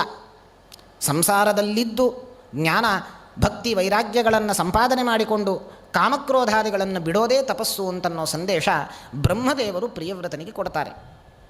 ಇದು ಹೇಳೋದು ಏನೋ ಸುಲಭ. ಏನಕ್ಕೆ ಅಂತಂದರೆ ನಾವು ಹೇಳಿಬಿಡ್ತೇವೆ, ಅಲ್ಲ ಸಂಸಾರದಲ್ಲಿದ್ದುಕೊಂಡೇ ನಾವು ತಪಸ್ಸು ಮಾಡಬೇಕು, ಅಷ್ಟು ಎಲ್ಲವನ್ನು ಬಿಟ್ಟು ಹೋಗಬೇಕು ಅಂತಿಲ್ಲ ಅಂತ. ಆದರೆ ಸಂಸಾರದಲ್ಲಿದ್ದೇ ತಪಸ್ಸು ಮಾಡೋದು ಕಷ್ಟ. ನೋಡಿ, ಹೇಳಲಿಕ್ಕೇನೋ ಸುಲಭ, ಆದರೆ ಆಚರಣೆಯಲ್ಲಿ ತರೋದು ತುಂಬ ಕಠಿಣ. ಒಮ್ಮೆ ಏನಾಯಿತು, ಒಬ್ಬರು ಏಕಾದಶಿಯ ಉಪವಾಸದ ಮಹತ್ವವನ್ನು ಹೇಳ್ತಾ ಇದ್ರಂತೆ ಹರಿಕಥೆಯಲ್ಲಿ. ಏಕಾದಶಿಯ ದಿನ ಯಾರೂ ಕೂಡ ಅನ್ನವನ್ನು ಸ್ವೀಕಾರ ಮಾಡಬಾರದು. ಸ್ವೀಕಾರ ಮಾಡಿದರೆ ನರಕಕ್ಕೆ ಯಮದೂತರು ಕರ್ಕೊಂಡು ಹೋಗಿ ಅಲ್ಲಿ ದೊಡ್ಡ ದೊಡ್ಡ ದಷ್ಟಪುಷ್ಟವಾದ ಕಂಬಗಳಿರುತ್ತವೆ. ಅದು ಬಿಸಿಯಾದಂತಹ ಕಾದ ಕಂಬಗಳು. ಆ ಕಂಬಕ್ಕೆ ಯಾರು ಅನ್ನ ತಿಂತಾರಲ್ಲ ಏಕಾದಶಿ, ಅವರನ್ನು ಹೋಗಿ ಆ ಕಾದ ಕಂಬಕ್ಕೆ ಕಟ್ಟಿ ಹಾಕ್ತಾರೆ ಅಂತ. ಹೀಗೆ ಹೇಳಬೇಕಾದರೆ ಆ ದಿನ ಏನಾಗಿತ್ತು, ಆ ಹರಿಕಥೆ ಹೇಳುವವರ ಹೆಂಡತಿ ಅಲ್ಲೇ ಬಂದು ಕೂತಿದ್ಲು. ತಾನು ಪ್ರವಚನವನ್ನು ಹರಿಕಥೆಯನ್ನು ಕೇಳ್ತಾ ಇದ್ಲು. ಓ, ಏಕಾದಶಿಯ ಮಹತ್ವ ಇಷ್ಟು ಇದೆ ಅಂತ ಗೊತ್ತಾಯಿತು. ಅನ್ನ ಸ್ವೀಕಾರ ಮಾಡಬಾರದು, ಸ್ವೀಕಾರ ಮಾಡಿದರೆ ಹೀಗೆ ನರಕದಲ್ಲಿ ಯಮದೂತರು ಕರ್ಕೊಂಡು ಹೋಗಿ ಆ ಕಂಬಕ್ಕೆ ಕಟ್ಟಾಕ್ತಾರಂತೆ ಅಂತ. ಆಯಿತು, ಎಲ್ಲವೂ ಹರಿಕಥೆ ಮುಗಿದಾದ ಮೇಲೆ ಮನೆಗೆ ಬಂದ ಕ್ಷಣವೇ ಅವರು ಹೇಳಿದರಂತೆ ಹೆಂಡತಿಗೆ, ಬೇಗ ಬಡಿಸು, ನನಗೆ ಹೊಟ್ಟೆ ಹಸಿತಾ ಇದೆ ಅಂತಂದಂತೆ. ಬೇಗ ಅನ್ನ ಬಡಿಸು, ಹೊಟ್ಟೆ ಹಸಿತಾ ಇದೆ. ಅವಳು ಹೇಳಿದ್ಲಂತೆ ಗಂಡನಿಗೆ, ಅಲ್ರಿ ಈಗ ತಾನೇ ಹೇಳಿದ್ರಿ ನೀವು ಈಗ ತಾನೇ ಅಲ್ಲಿ ಹರಿಕಥೆ ಮಾಡಬೇಕಾದ್ರೆ ಏಕಾದಶಿ ಮಹತ್ವ ಏನು ಅಂತ ಹೇಳ್ತಾ ಇದ್ರಿ. ಏಕಾದಶಿ ದಿನ ಅನ್ನ ತಿಂದರೆ ಯಮದೂತರು ಅಲ್ಲಿ ಕರ್ಕೊಂಡು ಹೋಗಿ ನರಕದಲ್ಲಿ ಕಾದ ಕಂಬಕ್ಕೆ ಕಟ್ಟಾಕ್ತಾರೆ ಅಂತ ಹೇಳಿದ್ರಿ. ಈಗ ನೋಡಿದ್ರೆ ನೀವು ಅನ್ನ ತಿಂತೀರಿ, ಹೊಟ್ಟೆ ಹಸಿತಾ ಇದೆ ಅಂತ ಹೇಳ್ತಾ ಇದ್ದೀರಿ, ಏನಿದು ಅಂತ ಅವನು ಹೇಳಿದ್ನಂತೆ. ನೀನೇನು ಚಿಂತೆ ಮಾಡಬೇಡ, ನನಗಿಂತಲೂ ಮುಂಚೆ ಎಲ್ಲರೂ ಅನ್ನ ತಿಂದು ತಿಂದು ತಿಂದು ಅಲ್ಲಿ ಹೋಗಿದ್ದಾರೆ. ಎಲ್ಲರನ್ನೂ ಆ ಕಂಬಕ್ಕೆ ಕಟ್ಟಿ ಹಾಕಿ ಹಾಕಿ ಹಾಕಿ ಆ ಕಂಬ ಏನು ಬಿಸಿ ಆದದ್ದಿದೆಯಲ್ಲ ಆರು ಹೋಗಿದೆ. ನಾನು ಹೋಗಬೇಕಾದ್ರೆ ಅದು ಬಿಸಿ ಇರಲ್ಲ, ಏನು ಚಿಂತೆ ಮಾಡಬೇಡ ಅಂತ ಹೇಳಿದ್ನಂತೆ. ಮಾಡು ಅಂತ ಹೇಳೋದು ಸುಲಭ, ಮಾಡೋದು ಹೇಳೋದು ಸುಲಭ, ಆಚರಣೆಯಲ್ಲಿ ತರೋದು ಕಷ್ಟ. ಹಾಗಾಗಿ ಸಂಸಾರದಲ್ಲಿ ಇದ್ದೂ ಸಾಧಿಸಬಹುದು, ಸಾಧಕರಾಗಬಹುದು ನಾವು ಅಂತ ಹೇಳೋದು ಸುಲಭ, ಆದರೆ ಆಚರಣೆಯಲ್ಲಿ ತರೋದು ತುಂಬ ಕಷ್ಟ. ಇದು ಬ್ರಹ್ಮದೇವರು ಪ್ರಿಯವ್ರತನಿಗೆ ಕೊನೆಗೂ ಕನ್ವಿನ್ಸ್ ಮಾಡಿ, ಇಲ್ಲ ನೀನು ಮದುವೆ ಆಗಬೇಕು ಅಂಥೇಳಿ ಅವನನ್ನು ಮದುವೆ ಮಾಡಿ ಕೊಡ್ತಾರೆ. ಹೀಗೆ ಪ್ರಿಯವ್ರತನು ಕೂಡ ತಾನು ಸಂಸಾರಿಯಾಗಿ ಸಂಸಾರವನ್ನು ನಡೆಸ್ತಾನೆ. ಹೀಗೆ ಪ್ರಿಯವ್ರತನ ಚರಿತ್ರೆಯನ್ನು ಹೇಳಿ ಆ ಪ್ರಿಯವ್ರತನ ಪರಂಪರೆಯಲ್ಲಿ ಪ್ರಿಯವ್ರತನ ಮಗ ಆಗ್ನೇಧ್ರ, ಆ ಆಗ್ನೇಧ್ರನ ಮಗ ನಾಭಿರಾಜ ಅಂಥೇಳಿ, ಆ ನಾಭಿರಾಜನಿಗೆ ಮೇರುದೇವಿಯೊಟ್ಟಿಗೆ ಮದುವೆ ಆಗ್ತದೆ. ನಾಭಿರಾಜನಿಗೂ ಮತ್ತು ಮೇರುದೇವಿಗೆ ನಾಭಿರಾಜ ತಾನು ಪುತ್ರೇಷ್ಟಿಯನ್ನು ಮಾಡ್ತಾನೆ. ಪುತ್ರೇಷ್ಟಿ ಮಾಡಿದಾಗ ಪರಮಾತ್ಮನೇ ಸ್ವಯಂ ಪ್ರಕಟನಾಗ್ತಾನಂತೆ. ನೋಡಿ, ಪ್ರಕಟನಾದಾಗ ಪರಮಾತ್ಮ ಅಲ್ಲಿ ಕೂತ ಪುರೋಹಿತರು, ಆ ನಾಭಿರಾಜನ ಪುರೋಹಿತರು ತಾವು ಹೇಳ್ತಾರಂತೆ ಪರಮಾತ್ಮನ ಬಳಿ, ಹೇ ಭಗವಂತ, ನಿನ್ನಂತಹ ಮಗ ಇವರಿಗೆ ಕರುಣಿಸು ಅಂತ. ನೋಡಿ ಅವರ ಔದಾರ್ಯ ನೋಡಿ ಪುರೋಹಿತರದ್ದು. ರಾಜ ತಾನು ಪುತ್ರೇಷ್ಟಿಯನ್ನು ಮಾಡಿದ್ದಾನೆ, ಒಳ್ಳೆಯ ಸಂತಾನವನ್ನು ಕರುಣಿಸು ಅಂತ ಪ್ರಾರ್ಥನೆ ಮಾಡಿಲ್ಲ. ಪರಮಾತ್ಮ ನಿನ್ನಂತಹ ಸಂತಾನ ಇವನಿಗೆ ಕರುಣಿಸು ಅಂತ ಪ್ರಾರ್ಥನೆ ಮಾಡ್ತಾರೆ. ಭಗವಂತ ಹೇಳ್ತಾನೆ, ನನ್ನಂತಹ ಸಂತಾನ ಅಥವಾ ನನ್ನಂತಹ ಅಂಥೇಳಿದರೆ ನನಗೆ ಸದೃಶರಾದವರು ಯಾರೂ ಇಲ್ಲ. ನನಗೆ ಸದೃಶರಾದವರು ಯಾರಿದ್ದಾರೆ? ಗಗನಾಕಾರಂ ಸಾಗರೋಪಮಃ, ರಾಮರಾವಣಯೋರ್ ಯುದ್ಧಂ ರಾಮರಾವಣಯೋರಿವ. ಆಕಾಶದಂತೆ ಮತ್ತೆ ಇನ್ನೊಂದು ಯಾವುದಾದ್ರೂ ವಸ್ತು ಇದೆಯೇನು? ಕಂಪೇರ್ ಮಾಡಲಿಕ್ಕೆ ಆಕಾಶದಂತೆ ಇದು ಇದೆ ಅಂತ ಹೇಳಲಿಕ್ಕಾಗೋದಿಲ್ಲ. ಆಕಾಶಕ್ಕೆ ಸಮಾನವಾದದ್ದು ಆಕಾಶವೇ, ಆಕಾಶಕ್ಕೆ ಸದೃಶವಾದದ್ದು ಆಕಾಶವೇ. ಸಮುದ್ರದಂತೆ ಮತ್ತಿನ್ನೊಂದು ಯಾವುದಿದೆ ವಸ್ತು ತೋರಿಸ್ರಿ ಅಂತಂದರೆ ಎಲ್ಲಿ ತೋರಿಸ್ತೀರಿ? ಸಮುದ್ರದಂತೆ ಘನಗಂಭೀರವಾದ ವಸ್ತು ಮತ್ತಿನ್ಯಾವುದೂ ಇಲ್ಲ. ಸಮುದ್ರಕ್ಕೆ ಸದೃಶವಾದದ್ದು ಸಮುದ್ರವೇ, ಇನ್ಯಾವ ವಸ್ತುವೂ ಇಲ್ಲ. ರಾಮರಾವಣರ ಯುದ್ಧ ಹೇಗಿತ್ತು ಕೇಳಿದರೆ, ಇತಿಹಾಸದಲ್ಲಿ ರಾಮರಾವಣರ ಯುದ್ಧ ಆದಂತೆ ಮತ್ತಿನ್ಯಾರ ಯುದ್ಧವೂ ಆಗಿಲ್ಲ. ರಾಮರಾವಣರ ಯುದ್ಧದಂತೆ ಇತ್ತು. ಹಾಗಾಗಿ ಪರಮಾತ್ಮನಂತಹ ಮಗ ಇನ್ಯಾರೂ ಹುಟ್ಟಲಿಕ್ಕೆ ಸಾಧ್ಯ ಇಲ್ಲ. ಹುಟ್ಟಿದರೆ ಪರಮಾತ್ಮನೇ ಹುಟ್ಟಬೇಕು ಅಷ್ಟೇ. ಪರಮಾತ್ಮನೇ ಹೇಳಿದ, ಆಶ್ವಾಸನೆ ಕೊಟ್ಟ, ನಾನೇ ಗರ್ಭದಲ್ಲಿ ಬರ್ತೇನೆ, ಮೇರುದೇವಿಯ ಗರ್ಭದಲ್ಲಿ ನಾನು ಬರ್ತೇನೆ ಅಂತ ಆಶ್ವಾಸನೆ ಕೊಟ್ಟು ತಾನು ಋಷಭನಾಗಿ ಆ ಮೇರುದೇವಿಯಲ್ಲಿ ಗರ್ಭದಲ್ಲಿ ಋಷಭನಾಮಕ ಪರಮಾತ್ಮನಾಗಿ ತಾನು ಬಂದಿದ್ದಾನೆ, ಹುಟ್ಟಿದ್ದಾನೆ. ತಾನು ಅನೇಕ ವರ್ಷಗಳ ಕಾಲ ಸಿಂಹಾಸನದಲ್ಲಿ ಕೂತು ರಾಜ್ಯಭಾರವನ್ನು ಕೂಡ ಮಾಡಿದ್ದಾನೆ. ಇಂತಹ ಋಷಭನಾಮಕ ಪರಮಾತ್ಮ ತಾನು ಜಯಂತಿಯನ್ನು ಇಂದ್ರನಿಂದ ಪಡೆದು ತಾನು ಜಯಂತಿಯನ್ನು ಮದುವೆಯಾಗಿ 100 ಮಕ್ಕಳನ್ನು ತಾನು ಪಡೆದುಕೊಂಡಿದ್ದಾನೆ. ಅದರಲ್ಲಿ ಜ್ಯೇಷ್ಠ ಪುತ್ರ, ಹಿರಿಯ ಪುತ್ರನೇ ಭರತ. ಅವನನ್ನು ಸಿಂಹಾಸನದಲ್ಲಿ ಕುಳ್ಳಿರಿಸಿ ಭರತನೂ ಕೂಡ ಅನೇಕ ವರ್ಷ ಸಿಂಹಾಸನದಲ್ಲಿ ಕುಳಿತು ರಾಜ್ಯವನ್ನು ಪರಿಪಾಲನೆ ಮಾಡಿದ, ಶಾಸನ ಮಾಡಿದ. ಆದ್ದರಿಂದಲೇ ನೋಡಿ, ಇವತ್ತು ಭರತ ಧರ್ಮದ ಆಧಾರದ ಮೇಲೆ ಈ ಭರತಖಂಡವನ್ನು ಆಳಿದಾದ್ದರಿಂದ ಇದನ್ನು ಭಾರತ ಅಂತ ಕರಿತೀವಿ. ಭರತ ಆಳಿದ್ದು ಈ ಖಂಡವನ್ನು, ಏನೇದಂ ವರ್ಷಂ ಭಾರತಮಿತಿ ವ್ಯಪದಿಶಂತಿ ಜನಾಹ ಅಂತ. ಆದ್ದರಿಂದ ಭಾರತ. ಇಂತಹ ಭರತನಿಗೆ ಪಟ್ಟ ಕಟ್ಟಿ ಋಷಭ ತಾನು ಅವಧೂತಚರ್ಯೆಯಲ್ಲಿ ತಾನು ತೊಡಗಿ ತಾನು ಮೋಕ್ಷವನ್ನು ಹೊಂದುತ್ತಾನೆ. ಹೀಗೆ ಋಷಭನಾಮಕ ಪರಮಾತ್ಮ ತಾನು ತ್ಯಾಗ ಮಾಡಬೇಕಾದರೆ ದಿವ್ಯವಾದ ಉಪದೇಶವನ್ನು ಮಾಡುತ್ತಾನೆ ಭರತನಿಗೆ, ತನ್ನ ಮಕ್ಕಳಿಗೆ. ಋಷಭನಾಮಕ ಪರಮಾತ್ಮ ಹೇಳೋ ಉಪದೇಶ ಇಷ್ಟೇ, ಬಹಳ ಸುಲಭ. 2 ಕೆಲಸ ಮಾಡಬೇಕು ಅಂತ ಹೇಳ್ತಾರೆ. ಮಹಾಂತಸ್ತೆ ಸಮಚಿತ್ತಾ ಪ್ರಶಾಂತಾ ವಿಮಂಜವಃ ಸುಹೃದಃ ಸಾಧವೋಯೇ. ಏನು ಮಾಡಬೇಕು? 2 ಇದೆಯಂತೆ ನೋಡಿ. ಒಂದು ಮೋಕ್ಷಕ್ಕೆ ಒಂದು ದ್ವಾರ ಇದೆಯಂತೆ, ಇನ್ನೊಂದು ತಮಸ್ಸಿಗೆ ಒಂದು ದ್ವಾರ ಇದೆ. 2 ದ್ವಾರ ಇದೆ. ಮಹತ್ ಸೇವಾಂ ದ್ವಾರಮಾಹುರ್ವಿಮುಕ್ತೇ. ಮೋಕ್ಷದ ದ್ವಾರಕ್ಕೆ ಎಂಟ್ರಿ ಯಾವಾಗ ಅಂತಂದರೆ ಮಹಾತ್ಮರ ಸಂಘ ಮಾಡಬೇಕಂತೆ ನಾವು. ಮಹಾತ್ಮರ ಸಂಘ ಮಾಡಿದರೆ ಮೋಕ್ಷದ್ವಾರದಿಂದ ಎಂಟ್ರಿ. ಮೋಕ್ಷದ್ವಾರ ನಮಗೆ ತೆರೆದಿಡತ್ತೆ. ಅದೇ ತಮೋದ್ವಾರಂ ಯೋಷಿತಾಂ ಸಂಗಿ ಸಂಗಂ. ದುರ್ಜನರ ಸಂಪರ್ಕ ಮಾಡಿದರೆ ತಮೋದ್ವಾರ ಓಪನ್ ಆಗತ್ತೆ. ಹಾಗಾಗಿ ಸಜ್ಜನ ಸಂಘ ಮಾಡಿರಿ. ಮುಕ್ತರಾಗಬೇಕೋ ಸಜ್ಜನ ಸಂಗ ಮಾಡಿರಿ, ತಮಸ್ಸಿಗೆ ಹೋಗಬೇಕೋ ಅಂಧನ್ ತಮಸ್ಸಿಗೆ ಹೋಗಬೇಕೋ ನರಕಕ್ಕೆ ಹೋಗಬೇಕೋ ದುರ್ಜನರ ಸಂಪರ್ಕ ಮಾಡಿರಿ. ಇಷ್ಟೇ. ದುಷ್ಟ ವಸ್ತುವಿನ ಸಂಪರ್ಕವನ್ನು ಮಾಡಬಾರದು ಅಂತ ಹೇಳುತ್ತೆ ಶಾಸ್ತ್ರ. ದುಷ್ಟ ವಸ್ತುವಿನ ದುರ್ಜನರ ಸಂಪರ್ಕ ಮಾಡಿದರೆ ಅವರೂ ಬೀಳ್ತಾರೆ, ನಮ್ಮನ್ನೂ ಬೀಳಿಸ್ತಾರೆ. ದುರ್ಜನರ ಸಂಪರ್ಕ ಮಾಡಲೇಬಾರದು, ದುಷ್ಟ ವಸ್ತುವಿನ ಸಂಪರ್ಕ ಆದರೂ ಮಾಡಬಾರದು ಅಂತ ಹೇಳ್ತಾರೆ.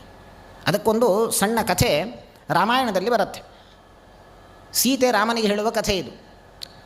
ಒಬ್ಬ ಋಷಿಕುಮಾರನ ಕಥೆ. ಋಷಿಕುಮಾರ ತಾನು ತಪಸ್ಸಿಗೆ ಅಂತ ಕಾಡಿಗೆ ಬರ್ತಾನೆ. ಕಾಡಿಗೆ ಬಂದು ತನಗೇನು ಬೇಕೋ ಒಂದು ಪರ್ಣಕುಟೀರವನ್ನು ನದಿ ತೀರದಲ್ಲಿ ನಿರ್ಮಾಣ ಮಾಡಿಕೊಂಡು ತನಗೆ ಎಷ್ಟು ಬೇಕೋ ಅಷ್ಟು ಸಾಮಗ್ರಿಗಳನ್ನು ಮಾತ್ರ ಇಟ್ಕೊಂಡಿರ್ತಾನೆ.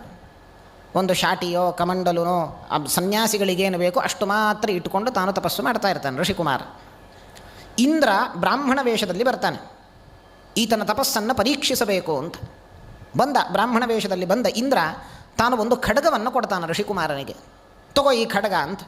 ನಾನು ಎಲ್ಲೋ ದೂರ ಊರಿಗೆ ಹೋಗ್ತಾ ಇದ್ದೇನೆ ಕೆಲಸದ ಮೇಲೆ, ನಾನು ಮತ್ತೆ ಬರುವ ತನಕ ಈ ಖಡ್ಗವನ್ನು ನೀನು ನೋಡಿಕೊಳ್ಳಬೇಕು ಅಂತ. ಸರಿ, ಅವನು ಹೇಳ್ತಾನೆ, ಖಡ್ಗ ನೋಡಿಕೊಳ್ಳೋ ಅಷ್ಟೇ ತಾನೇ ಜವಾಬ್ದಾರಿ, ಇಲ್ಲಿಟ್ಟು ಹೋಗು, ಏನಿದೆ ಅದರಲ್ಲಿ ನೋಡಿಕೊಳ್ಳುತ್ತೇನೆ ಅಂತಂದ ಋಷಿಕುಮಾರ. ಬ್ರಾಹ್ಮಣ ಹೇಳಿದಂತೆ, ಸರಿ ನೋಡ್ಕೋ, ಆದರೆ ನಾನು ಬರಬೇಕಾದರೆ ಮತ್ತೆ ಈ ಖಡ್ಗ ಈಗ ಎಷ್ಟು ತೀಕ್ಷ್ಣ ಇದೆಯೋ, ಎಷ್ಟು ಹರಿತವಾಗಿದೆಯೋ, ಎಷ್ಟು ಚೂಪಾಗಿದೆಯೋ ಅಷ್ಟೇ ಹರಿತವಾಗಿರಬೇಕು, ಅಷ್ಟೇ ತೀಕ್ಷ್ಣವಾಗಿರಬೇಕು ನಾನು ಬಂದಾಗ. ಇದೊಂದು ಕಂಡೀಷನ್. ಆಯಿತು, ಅಷ್ಟೇ ತಾನೇ, ಸುಲಭ ಅಂತ ತಾನು ಭಾವಿಸಿದ. ಏನು ಒಂದು ವಸ್ತು ನೋಡಿಕೊಳ್ಳೋದೇನು ದೊಡ್ಡ ವಿಷಯ ಅಂತ. ತಪೋನಿರತನಾಗಿದ್ದಾನೆ, ತಪಸ್ವಿ. ಖಡ್ಗವನ್ನು ಹಿಡ್ಕೊಂಡ. ಇಂದ್ರ ಬ್ರಾಹ್ಮಣ ವೇಷದಲ್ಲಿ ಬಂದ ಇಂದ್ರ ಖಡ್ಗವನ್ನು ಕೊಟ್ಟು ಹೋದ. ಈಗ ಪ್ರತಿನಿತ್ಯ ತಾನು ಧ್ಯಾನ ಮಾಡಬೇಕಾದರೆ ಅವನಿಗೆ ಇಷ್ಟೂ ದಿನ ತನ್ನ ಕುಟೀರದಲ್ಲಿ ಇದ್ದದ್ದು ತನಗೆ ಬೇಕಾದ ವಸ್ತುಗಳು ತುಂಬ ಲಿಮಿಟೆಡ್ ಸಾಮಾನಿತ್ತು. ಈಗ ಬೇರೆಯವ್ರದ್ದೊಂದು ಸಾಮಾನು ಬೇರೆ ಬಂದಿದೆ. ಈಗ ಖಡ್ಗ, ಅದರ ಜವಾಬ್ದಾರಿ ಇದೆ, ಅದನ್ನು ನೋಡ್ಕೋಬೇಕು. ಪ್ರತಿನಿತ್ಯ ನದಿ ತೀರಕ್ಕೆ ಸ್ನಾನಕ್ಕೆ ಹೋಗ್ತಾ ಇದ್ದ. ಈಗ ಖಡ್ಗವನ್ನು ಎತ್ತುಕೊಂಡು ಹೋಗಬೇಕು. ಏನಕ್ಕೆಂದರೆ ಸ್ನಾನಕ್ಕೆ ಹೋದಾಗ ಯಾರಾದರೂ ಖಡ್ಗ ಎತ್ಕೊಂಡು ಹೋದರೆ ಅದರ ಚಿಂತೆ. ಖಡ್ಗ ಎತ್ಕೊಂಡು ಹೋಗ್ತಾ ಇದ್ದ ನದಿ ತೀರಕ್ಕೆ. ಅದಿ ತೀರದಲ್ಲೇ ಇಟ್ಟು ತಾನು ನದಿಗೆ ಇಳಿದು ಅವಗಾಹನ ಸ್ನಾನ ಮಾಡಬೇಕು ಅಂತ ಹೋದಾಗ ಒಂದೊಂದು ಮುಳುಗು ಹಾಕಿದಾಗಲೂ ಆ ಖಡ್ಗದ ಚಿಂತೆ ಇವನಿಗೆ. ಎದ್ದೆದ್ದು ನೋಡ್ತಾನೆ ಖಡ್ಗ ಎಲ್ಲಿ ಇದೆಯೋ ಇಲ್ವೋ ಅಂತ. ಮತ್ತೆ ಮಧ್ಯದಲ್ಲಿ ಮುಳುಗು ಹಾಕಿ ಹೇಳಬೇಕಾದ್ರೆ ಯಾರಾದರೂ ಖಡ್ಗ ತೊಗೊಂಡು ಹೋದರೆ ಚಿಂತೆ, ಖಡ್ಗದ್ದೇ ಚಿಂತೆ. ಪರಮಾತ್ಮನ ಚಿಂತೆ ಬಿಟ್ಟ ಖಡ್ಗದ ಚಿಂತೆ ಈತನಿಗೆ. ಮಾಡ್ತಾ ಮಾಡ್ತಾ ಮತ್ತೆ ಏನು ಕಾಡಿಗೆ ಅಲ್ಲಿ ಇಲ್ಲಿ ಎಲ್ಲ ಗೆಡ್ಡೆ ಗೆಣಸುಗಳನ್ನೆಲ್ಲ ಸಂಗ್ರಹ ಮಾಡಿ ತಾನು ಪ್ರತಿನಿತ್ಯ ತಿನ್ನಬೇಕು ಅಂತ ಹೋಗ್ತಾ ಇದ್ದ. ಹೋಗಬೇಕಾದ್ರೆ ಖಡ್ಗ ಇಟ್ಕೊಂಡೇ ಹೋಗೋದು. ಸರಿ, ಖಡ್ಗ ಇದೆ ಕೈಯಲ್ಲಿ, ಹಣ್ಣುಗಳನ್ನು ಹೇಗೆ ತೆಗೆಯೋದು? ಖಡ್ಗದಿಂದಲೇ ಪ್ರಹಾರ ಮಾಡಿ ಎಲ್ಲ ಹಣ್ಣು ತೆಗಿತಾ ಇದ್ದ. ಬಹಳ ನೋಡಿ, ಆ ಖಡ್ಗ ಪ್ರಹಾರ ಮಾಡ್ತಾ ಮಾಡ್ತಾ ಮಾಡ್ತಾ ಆತನಿಗೆ ಅದರ ಮೇಲೆ ಏನೋ ಒಂದು ಅಟ್ಯಾಚ್ಮೆಂಟ್ ಬೆಳೀತು ಆ ಖಡ್ಗದ ಮೇಲೆ. ಇನ್ನೂ ಪ್ರಯೋಗ ಮಾಡೋಣ ಇದು ಅಂತ ತಾನು ಏನು ಮಾಡಿದ, ಕೇವಲ ತಾನು ತಿನ್ನಲಿಕ್ಕೋಸ್ಕರ ಅಂತ ಹಣ್ಣುಗಳನ್ನು ಮೊದಲು ಕೀಳ್ತಾ ಇದ್ದ ಕೈಯಿನಿಂದ. ಈಗ ಖಡ್ಗ ಬಂತು, ಖಡ್ಗದಿಂದಲೇ ಪ್ರಹಾರ ಮಾಡಿ ಏಟು ಹಾಕಿ ಎಲ್ಲ ಹಣ್ಣುಗಳನ್ನು ಸ್ವೀಕಾರ ಮಾಡ್ತಾ ಇದ್ದ. ಈಗ ಆ ಖಡ್ಗವನ್ನು ಎಲ್ಲ ಮರಗಳ ಮೇಲೆ ಪ್ರಯೋಗ ಮಾಡಲಿಕ್ಕೆ ಆರಂಭ ಮಾಡಿದ. ಮರಗಳ ಮೇಲೆ ಪ್ರಯೋಗ ಮಾಡ್ತಾ ಇದ್ದವ ಏನಕ್ಕೆಂದರೆ ಅವನು ಹೇಳಿದ್ದಾನೆ ಚೂಪಾಗಿರಬೇಕು ಅಂತ, ತೀಕ್ಷ್ಣವಾಗಿರಬೇಕು, ನಾನು ಬರಬೇಕಾದ್ರೆ ಮತ್ತೆ ಹಾಗೇ ಇರಬೇಕು ಅಂತ ಹೇಳಿದ್ದಾನೆ. ಹಾಗೇ ಇರಬೇಕು ಅಂತಂದರೆ ಆಗಾಗ ಪ್ರಯೋಗ ಮಾಡ್ತಾ ಇರಬೇಕು, ಇಲ್ಲಾಂದರೆ ತುಕ್ಕು ಹಿಡಿಯುತ್ತೆ. ಜಡ ಪದಾರ್ಥಗಳ ಮೇಲೆ, ವೃಕ್ಷಗಳ ಮೇಲೆ, ಮರಗಳ ಮೇಲೆ, ಬಳ್ಳಿಗಳ ಮೇಲೆ ಪ್ರಯೋಗ ಮಾಡಿದ ಆ ಖಡ್ಗವನ್ನು ಪ್ರಾಣಿಗಳ ಮೇಲೂ ಪ್ರಯೋಗ ಮಾಡಲಿಕ್ಕೆ ಆರಂಭ ಮಾಡಿದ. ನೋಡಿ, ಎಲ್ಲಿದ್ದ ತಪಸ್ವಿ ಈಗ ಕೊಳೆಗಡುಕನಾದ. ನೋಡಿ, ಮರಗಳ ಮೇಲೆ ಪ್ರಯೋಗ ಮಾಡಿದವ ಈಗ ಜೀವಿಗಳ ಮೇಲೆ, ಪ್ರಾಣಿಗಳ ಮೇಲೆ ಪ್ರಯೋಗ ಮಾಡಿ ತಾನು ದೊಡ್ಡ ಕೊಲೆಗಡುಕನಾದ. ತಪೋನಿರತನಾದವನ ಅಧಃಪತನ ಕೇವಲ ಒಂದು ವಸ್ತುವಿನ ಸಂಪರ್ಕದಿಂದ ಆಯಿತು. ನೋಡಿ, ಅಷ್ಟೆ. ಒಂದೇ ಒಂದು ವಸ್ತುವಿನ ಸಂಪರ್ಕ ಎಷ್ಟು ಟೆಂಪ್ಟ್ ಮಾಡಿತು ಅವನಿಗೆ ಅಂತ ಇಂತಹ ಕೃತ್ಯಗಳನ್ನು ಮಾಡಲಿಕ್ಕೆ. ಆದರೆ ನಮ್ಮಲ್ಲೊಂದು ಗಾದೆ ಇದೆ, ಸನ್ಯಾಸಿ ಸಂಸಾರಿಯಾದ ಅಂತ ಒಂದು ಗಾದೆ. ಸನ್ಯಾಸಿ ಸಂಸಾರಿಯಾದನಂತೆ. ಹೇಗೆ? ಇವನಂತೆ ಋಷಿಕುಮಾರ ಸನ್ಯಾಸಿಗಳು ಎಷ್ಟು ಬೇಕೋ ಅಷ್ಟು ಮಾತ್ರ ಲಿಮಿಟೆಡ್ ಸಾಮಗ್ರಿಗಳು ಇಟ್ಕೋಬೇಕಂತೆ ತಮ್ಮ ಹತ್ರ. ಒಂದು ಎಕ್ಸ್ಟ್ರಾ ಶಾಟಿ, ಕಾಷಾಯ ವಸ್ತ್ರಗಳು, ಅದರೊಟ್ಟಿಗೆ ಏನಾದರೂ ಅವರಿಗೆ ಬೇಕಾದ ಕಮಂಡಲಗಳು, ಪೂಜಾ ಸಾಮಗ್ರಿ ಅಷ್ಟು ಮಾತ್ರ ಇಟ್ಕೊಳ್ಬೇಕಂತೆ. ಕೌಪೀನವೋ ಅವರಿಗೇನು ಬೇಕೋ ಅಷ್ಟು ಲಿಮಿಟೆಡ್. ಅದಕ್ಕಿಂತಲೂ ಹೆಚ್ಚೇನಾದರೂ ಇಟ್ಕೊಂಡ್ರೆ ಸಂಸಾರಿ ಆಗ್ತಾನೆ. ಸನ್ಯಾಸಿ ಸಂಸಾರಿಯಾದ. ಒಬ್ಬನಿಗಾಯಿತು ಹೀಗೆ. ಅವನು ಪಾಪ ಕುಟೀರ ನಿರ್ಮಾಣ ಮಾಡಿಕೊಂಡು ಎಷ್ಟು ಬೇಕೋ ಅಷ್ಟು ಇಟ್ಕೊಂಡಿದ್ದ ಸನ್ಯಾಸಿ. ಆದರೆ ಏನಾಯಿತು, ಒಮ್ಮೆ ಅವನು ಎಲ್ಲಿ ಇದ್ನಲ್ಲ ಅಲ್ಲಿ ಇಲಿ ಕಾಟ ಜಾಸ್ತಿ. ಇಲಿ ಕಾಟ ಜಾಸ್ತಿ. ತನ್ನ ಹತ್ರ ಇದ್ದ ಒಂದು ಶಾಟಿಯನ್ನು ಕೂಡ ಆ ಇಲಿ ಬಂದು ಕಚ್ಚಿ ಎಲ್ಲ ಹಾಳು ಮಾಡ್ತಾ ಇದ್ದು. ಏನು ಮಾಡೋದೀಗ? ಇಲಿ ಕಾಟ ತಪ್ಪಿಸ್ಲಿಕ್ಕೆ ಏನು ಮಾಡಬೇಕು? ಬೆಕ್ಕನ್ನು ಸಾಕಿದ, ಬೆಕ್ಕನ್ನು ಕರ್ಕೊಂಡ್ಬಂದ. ಏನಕ್ಕೆ ಬೆಕ್ಕಿದ್ರೆ ಇಲಿಗೆ ತಕ್ಕ ಶಾಸ್ತಿ ಮಾಡತ್ತೆ ಅಂತ ಬೆಕ್ಕನ್ನು ಕರ್ಕೊಂಡು ಬಂದ. ಬೆಕ್ಕನ್ನು ಕರೆತಂದ ಮೇಲೆ ಅದು ಹಾಲಿಲ್ಲದೆ ಬೆಕ್ಕಿರೋದಿಲ್ಲ. ಹಾಲು ಹಾಕಬೇಕು ಅದಕ್ಕೆ, ಬೆಕ್ಕಿಗೆ. ಹಾಲು ಎಲ್ಲಿಂದ ತರೋದು ಬೆಕ್ಕಿಗೆ? ಪ್ರತಿನಿತ್ಯ ಎಲ್ಲವನ್ನು ಎಲ್ಲರ ಹತ್ರನೂ ಹೋಗಿ ಹಾಲು ಕೊಡಿ ಅಂತ ಕೇಳಲಿಕ್ಕಾಗ್ತದೇನೋ? ಇವನ ತಪೋಭಂಗ ಆಗತ್ತೆ, ತಪಸ್ಸು ಮಾಡಬೇಕು ಅಂತಿದ್ದವ ಇವನು, ಹಾಲು ಕೇಳ್ಕೊಂಡು ಹೋಗ್ಲಿಕ್ಕಾಗ್ತದೇನೋ? ಇಲ್ಲ. ಅದಕ್ಕೇನು ಮಾಡಿದ? ಈ ಬೆಕ್ಕನ್ನು ಸಾಕಬೇಕು ಅಂಥೇಳಿ ಒಂದು ಹಸುವನ್ನು ತೊಗೊಂಬಂದ, ಹಾಲು ಕೊಡತ್ತೆ ಅಂತ. ಬೆಕ್ಕಿಗೆ ಹಾಲು, ಇಲಿ ಕಾಟ ತಪ್ಪಿಸ್ಬೇಕು ಅಂತ ಬೆಕ್ಕನ್ನು ಸಾಕಿದ. ಬೆಕ್ಕು ಅದಕ್ಕೆ ಹಾಲು ಬೇಕು ಅಂಥೇಳಿ ಹಸುವನ್ನು ಸಾಕ್ಲಿಕ್ಕೆ ಆರಂಭ ಮಾಡಿದ. ನೋಡಿ ಬೆಕ್ಕು, ನೋಡಿ ಈ ಪ್ರಾಣಿ ಹೇಗೆ ಅಂತಂದರೆ, ನಮ್ಮಲ್ಲೊಂದು ಮಾತಿದೆ ಸಂಸ್ಕೃತದಲ್ಲಿ, ಒಂದು ಹೇಳ್ತಾರೆ, ಜನ್ಮ ಪ್ರಭೃತಿ ಗೌರ್ನಾಸ್ತಿ ಪಯಃ ಪಿಬತಿ ನಿತ್ಯಶಃ ಅಂತ. ಬೆಕ್ಕಿನ ಸ್ವಭಾವ ಹೇಗೆ ಅಂತಂದರೆ, ನಾವೆಲ್ಲರೂ ಹಾಲು ಕುಡಿತೀವಿ, ಹಸುವನ್ನು ಸಾಕ್ತೀವಿ, ನಾವೆಲ್ಲ ಹಸು ಸಾಕ್ತೀವಿ, ಹಸು ಹಾಲು ಕುಡಿತೀವಿ. ಆದರೆ ಬೆಕ್ಕು ಒಂದೇ ಪ್ರಾಣಿ ನೋಡಿ, ಹಸುವನ್ನು ಸಾಕದೇ ಇದನ್ನು ಹಾಲನ್ನು ಕುಡಿಯುವ ಒಂದೇ ಪ್ರಾಣಿ ಅಂದರೆ ಬೆಕ್ಕು ಮಾತ್ರ. ಹೇಗೋ ಮಾಡಿ ಉಪಾಯ ಮಾಡಿ ಯಾರ್ದಾದ್ರೂ ಮನೆಗೆ ಹೋಗಿ ಪ್ರತಿನಿತ್ಯವೂ ಹಾಲು ಕುಡಿಯತ್ತಂತೆ ಬೆಕ್ಕು. ಇದು ಬೆಕ್ಕಿನ ಸ್ವಭಾವ. ಹಾಗಾಗಿ ಈ ಬೆಕ್ಕನ್ನು ಸಾಕಬೇಕು ಅಂತ ತಾನು ಹಸುವನ್ನು ಸಾಕಿದ. ನೋಡಿ ಈಗ ಹಸು ಬಂತು ಮನೆಗೆ, ಪ್ರತಿನಿತ್ಯ ತಾನೇ ಹಾಲು ಕರೆದು ಬೆಕ್ಕಿಗೆ ಕೊಡಲಿಕ್ಕೆ ಆಗ್ತದೇನೋ? ಇಲ್ಲ. ಏನು ಮಾಡಿದ? ಆ ಹಸುವನ್ನು ನೋಡಬೇಕು, ಆ ಹಸುವಿನ ಎಲ್ಲ ಕೆಲಸ ಕಾರ್ಯಗಳನ್ನು ಮಾಡಬೇಕು ಅಂತಂದರೆ ಹೆಂಡತಿ ಇದ್ದರೆ ಒಳ್ಳೆಯದು ಅಂತ ಮದುವೆ ಆದ. ಒಂದು ಶಾಟಿ ಇತ್ತು, ಎಷ್ಟು ಬೇಕೋ ಅಷ್ಟೇ ಇತ್ತು. ಆ ಶಾಟಿ ಹಾಳುಗೆಡವತ್ತೆ ಇಲಿ ಅಂಥೇಳಿ ಆ ಇಲಿ ಕಾಟ ತಪ್ಪಿಸ್ಲಿಕ್ಕೋಸ್ಕರ ಬೆಕ್ಕನ್ನು ಸಾಕಿದ. ಬೆಕ್ಕಿಗೆ ಹಾಲು ಬೇಕು ಅಂಥೇಳಿ ಹಸು ಸಾಕಿದ. ಹಸುವನ್ನು ನೋಡ್ಕೊಳ್ಬೇಕಲ್ಲ, ನಾನು ನೋಡ್ಕೊಳ್ಳಿಕ್ಕಾಗೋದಿಲ್ಲ ಅಂತ ಮದುವೆ ಆದ. ನೋಡಿ, ಸನ್ಯಾಸಿ ಇದ್ದವನು ಸಂಸಾರಿ ಆಗೋದು ಅಂತಂದರೆ ಹೀಗೆ. ಹಾಗಾಗಿ ಒಂದು ವಸ್ತು ನಮ್ಮನ್ನು ಹೇಗೆ ಟೆಂಪ್ಟ್ ಮಾಡಿ ಬೇರೆ ಮಾರ್ಗಕ್ಕೆ ಕರೆದುಕೊಂಡು ಹೋಗುತ್ತೆ, ಇದು ನಮಗೆ ಭಾಗವತದಿಂದ ಸಿಗುವ ಸಂದೇಶ. ಆದ್ದರಿಂದ ಭಾಗವತ ಹೇಳುತ್ತೆ, ಋಷಭನಾಮಕ ಪರಮಾತ್ಮ ಮಕ್ಕಳಿಗೆ ಇದೇ ಸಂದೇಶವನ್ನು ಕೊಡ್ತಾ ಇದ್ದಾನೆ. ದುರ್ಮಾರ್ಗದಿಂದ ದುಷ್ಟ ವಸ್ತುಗಳ ಸಂಪರ್ಕ ಆದಷ್ಟು ಮಾಡಬೇಡಿ, ದುರ್ಜನರ ಸಂಪರ್ಕ ಮಾಡಬೇಡಿ. ಹಾಗಾದರೆ ಮಹಾತ್ಮರ ಸಂಘ ಮಾಡಿ ಅಂತ. ಸರಿ, ಮಹಾತ್ಮರು ಯಾರು, ದುರ್ಜನರು ಯಾರು ಅಂತ ಇದೇ ನಮಗೆ ಪ್ರಶ್ನೆ. ಅವರೇನೋ ಹೇಳಿದರು, ಮಹಾತ್ಮರ ಸಂಘ ಮಾಡಿ ಮೋಕ್ಷ ಸಿಗ್ತದೆ, ದುರ್ಜನರ ಸಂಪರ್ಕ ಮಾಡಬೇಡಿ, ಮಾಡಿದರೆ ತಮಸ್ಸು ಅಂತ. ಹಾಗಾದರೆ ಮಹಾತ್ಮರು ಯಾರು, ದುರ್ಜನರು ಯಾರು ಅಂತ ಪ್ರಶ್ನೆ. ಋಷಭನಾಮಕ ಪರಮಾತ್ಮನೇ ಹೇಳ್ತಾನೆ, ಮಹಾಂತಸ್ತೆ ಸಮಚಿತ್ತಾ ಪ್ರಶಾಂತಾ. ಇದೆಲ್ಲ ಗುಣಗಳು. ಯಾರಲ್ಲಿ ಸಮಚಿತ್ತತ್ವ ಇದೆ ಅವನನ್ನು ಮಹಾತ್ಮ ಅಂತ ತಿಳಿ, ಅವನ ಸೇವೆ ಮಾಡು, ಅವನ ಕೈ ಶುಶ್ರೂಷೆ ಮಾಡು ಅಂತ. ಮಹಾಂತಸ್ತೆ ಸಮಚಿತ್ತಾ, ಸಮಚಿತ್ತತ್ವ. ಪ್ರಶಾಂತಾ, ನಿತ್ಯವೂ ಶಾಂತ ಸ್ವಭಾವದವನು ಯಾರಿದ್ದಾನೋ ಅವನು ಮಹಾತ್ಮ. ನೋಡಿ, ಈ ಎರಡೂ ಗುಣಗಳು ರಾಮನಲ್ಲಿ ನಮಗೆ ಕಾಣಲಿಕ್ಕೆ ಸಿಗ್ತದೆ. ಸಮಚಿತ್ತತ್ವ. ರಾಮನಿಗೆ ಪಟ್ಟಾಭಿಷೇಕ ಅಂತ ದಶರಥ ಕರೆದು ಹೇಳಿದ, ಉಪದೇಶ ಮಾಡಿ, ನಾಳಿನಿಂದ ನಿನಗೆ ಪಟ್ಟಾಭಿಷೇಕ, ನೀನೇ ಯುವರಾಜ ಪದವಿಯಲ್ಲಿ ನಿನ್ನನ್ನು ಅಭಿಷೇಕ ಮಾಡ್ತೀವಿ, ಯುವರಾಜ ನೀನು ನಾಳೆಯಿಂದ ಅಂತ ದಶರಥ ಹೇಳಿದ. ತತ್ಕ್ಷಣವೇ ಕೈಕೇಯಿಯ ವರಬಲದಿಂದ ರಾಮ ಹೋಗಬೇಕು ಅಂತಾಯಿತು ವನವಾಸಕ್ಕೆ. 14 ವರ್ಷ ವನವಾಸ, ಭರತನಿಗೆ ಪಟ್ಟಾಭಿಷೇಕ ಅಂತಾಯಿತು. ಮತ್ತೆ ರಾಮನನ್ನು ಕರೆದೇ ಹೇಳಿದರು, ನಾಳೆ ನೀನು ವನವಾಸಕ್ಕೆ ಹೋಗಬೇಕು ಅಂತ. ರಾಮ ಸಮಚಿತ್ತ. ತನ್ನನ್ನು ಕರೆದು ಪಟ್ಟಾಭಿಷೇಕ ನಿನಗೆ ಮಾಡ್ತೀವಿ ಅಂತಂದಾಗಲೂ ಹಿಗ್ಗಲಿಲ್ಲ ರಾಮ. ಸಮಚಿತ್ತ, ಆಗಲೂ ಸಮಚಿತ್ತ.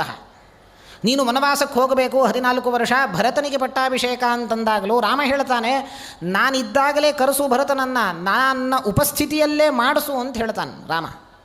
ಇಂತಹ ಔದಾರ್ಯ, ಇಂತಹ ಸಮಚಿತ್ತತ್ವ ಕುಗ್ಗಲಿಲ್ಲ. ನನಗೆ ಪಟ್ಟಾಭಿಷೇಕ ಇಲ್ಲ, ನಾನು ವನಕ್ಕೆ ಹೋಗಬೇಕು ಅಂತ ಹೇಳಿದಾಗ ಕುಗ್ಗಲಿಲ್ಲ ರಾಮ. ಯಾವಾಗಲೂ ಅಂದರೆ ನಮಗೆ ಯಶಸ್ಸು ಬಂದಾಗ ಹಿಗ್ಗೋದು, ಅಪಯಶಸ್ಸು ಬಂದಾಗ ಕುಗ್ಗೋದು, ಇದು ಇಲ್ಲವೇ ಇಲ್ಲ. ಇದನ್ನೇ ಸಮಚಿತ್ತತ್ವ ಅಂತ ಕರೆಯೋದು. ಅದು ರಾಮನಲ್ಲಿತ್ತು. ಅಷ್ಟೇ ಅಲ್ಲ, ಪ್ರಶಾಂತ. ಮಹಾಂತಸ್ತೆ ಸಮಚಿತ್ತಾ ಪ್ರಶಾಂತಾ, ಶಾಂತ ಸ್ವಭಾವದವ ಅಂತ. ವಾಲ್ಮೀಕಿಗಳು ರಾಮನ ಗುಣವನ್ನು ಮೊದಲನೇ ಗುಣ ಹೇಳಬೇಕಾದ್ರೇ ಸಚ ನಿತ್ಯಂ ಪ್ರಶಾಂತಾತ್ಮ ಅಂತ ಹೇಳ್ತಾರೆ. ಪ್ರಶಾಂತಾತ್ಮ ಅಂತ ಹೇಳ್ತಾರೆ ರಾಮನನ್ನು.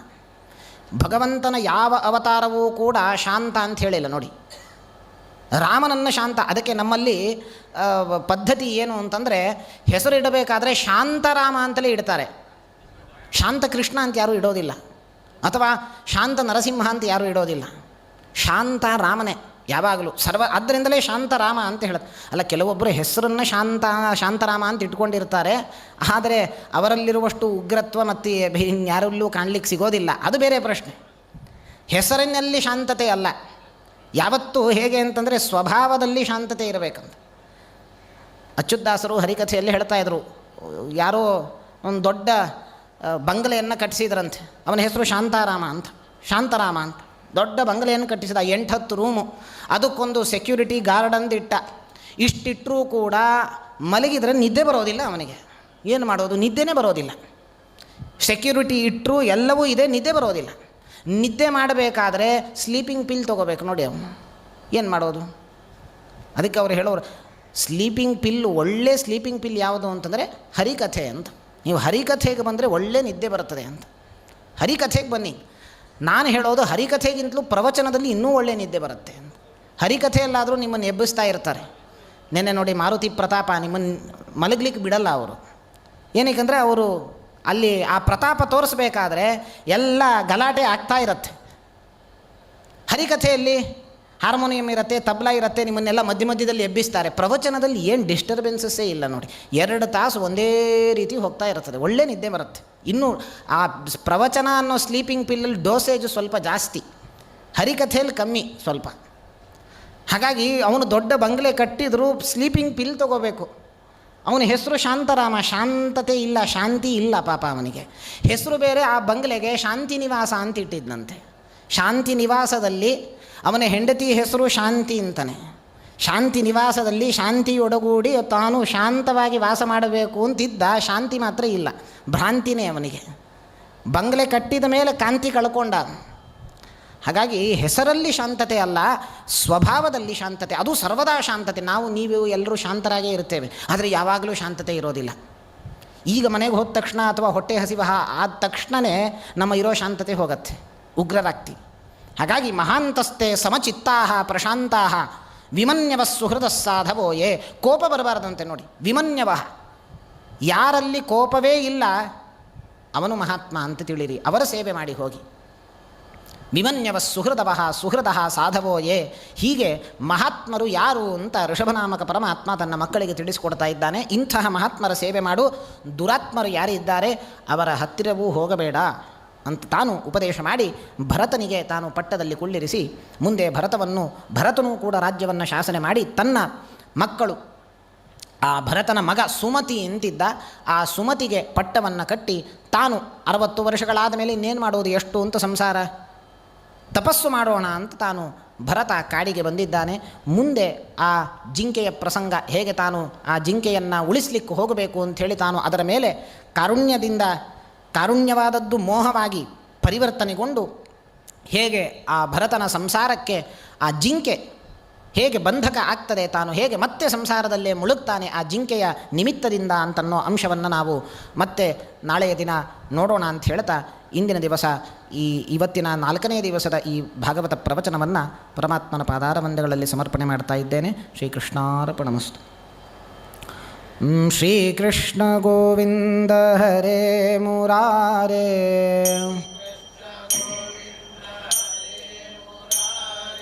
ಹೇ ನಾಥ ನಾರಾಯಣ ವಾಸುದೇವ.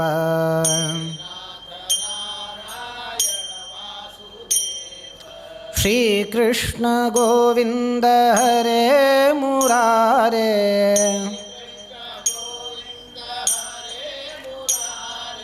ಹೇ ನಾಥ ನಾರಾಯಣ ವಾಸುದೇವ.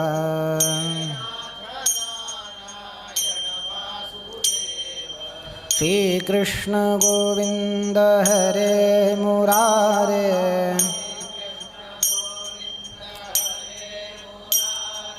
ಹೇ ನಾಥ ನಾರಾಯಣ ವಾಸುದೇವ.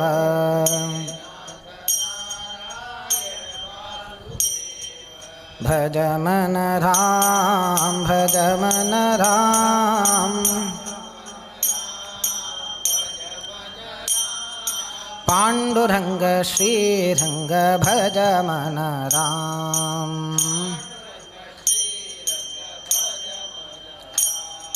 ಭಜ ಮನ ಕೇಶವ ಭಜ ಮನ ಮಾಧವ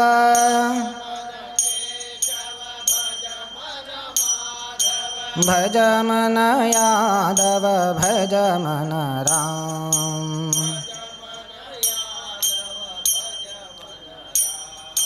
ಭಜ ಮನ ರಾಮ ಭಜ ಮನ ರಾಮ ಪಾಂಡುರಂಗ ಶ್ರೀರಂಗ ಭಜ ಮನ ರಾಮ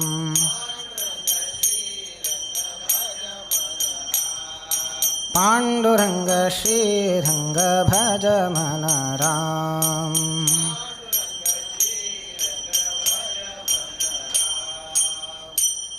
ಹರೇ ರಾಮ ರಾಮ ರಾಮ ಹರೇ ಹರೇ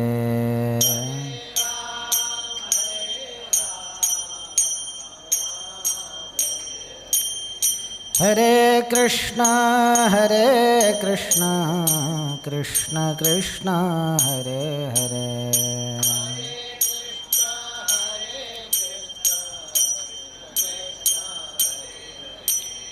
ಹರೇ ರಾಮ ರಾಮ ರಾಮ ಹರೇ ಹರೇ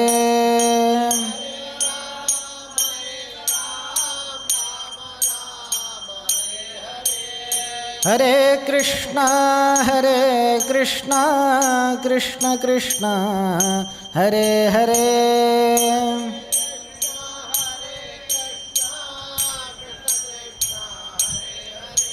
ಕೃಷ್ಣ ಕೃಷ್ಣ ಹರೇ ಹರೇ ಶ್ರೀರಾಮ ಜಯ ರಾಮ ಜಯ ಜಯ ರಾಮ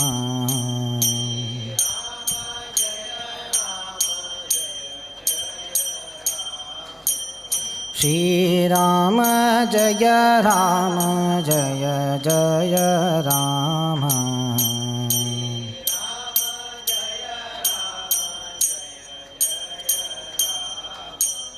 ಶ್ರೀರಾಮ ಜಯ ರಾಮ ಜಯ ಜಯ ರಾಮ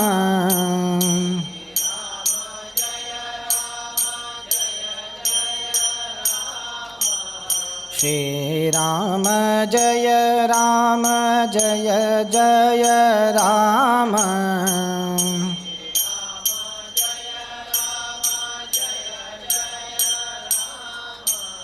ಶ್ರೀರಾಮ ಜಯ ರಾಮ ಜಯ ಜಯ ರಾಮ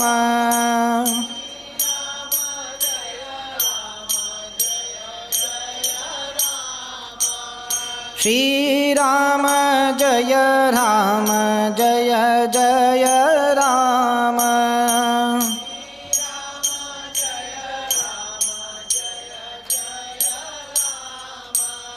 ಶ್ರೀರಾಮ ಜಯ ರಾಮ ಜಯ ಜಯ ರಾಮ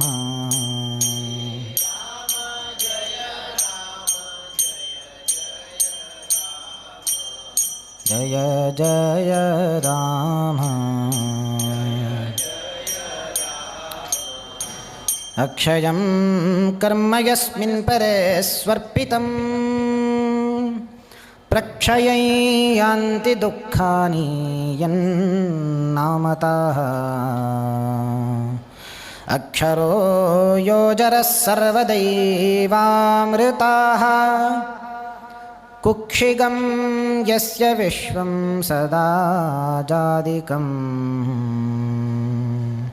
ಪ್ರೀಣಯಾಮೋ ವಾಸುದೇವಂ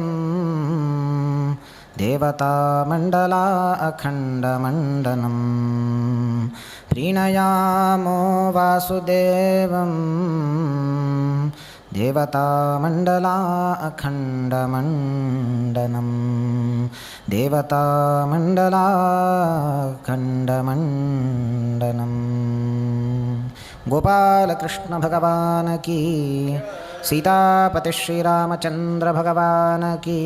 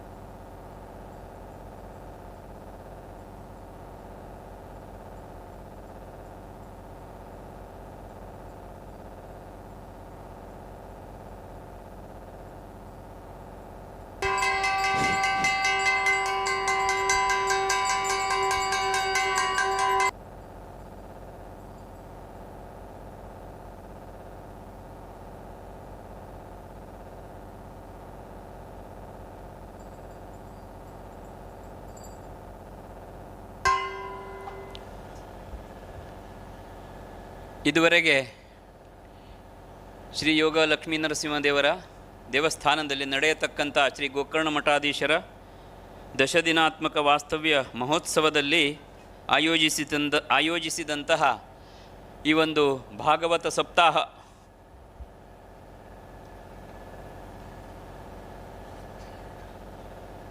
ಪ್ರವಚನ ಕಾರ್ಯಕ್ರಮದ 4ನೆಯ ದಿನದಲ್ಲಿ ನಾವು ಶ್ರೀ ಬಿ ರಾಮಕೃಷ್ಣ ಭಟ್ ಬೆಂಗಳೂರು ಇವರಿಂದ 4 ದಿನ ಈ ಒಂದು ಪ್ರವಚನದಲ್ಲಿ ಭಾಗಿಯಾಗಿ ನಮ್ಮ ಮುಂದಿನ ಜೀವನ ಸಾರ್ಥಕತೆಗೆ ಯಾವುದೆಲ್ಲ ಅತ್ಯಗತ್ಯ ಹೇಳುವಂತಹ ವಿಷಯಗಳಲ್ಲಿ ನಮಗೆ ಅವರು ಉತ್ತಮವಾದಂಥ ಒಂದು ಮಾರ್ಗದರ್ಶನವನ್ನು ನೀಡಿದ್ದಾರೆ.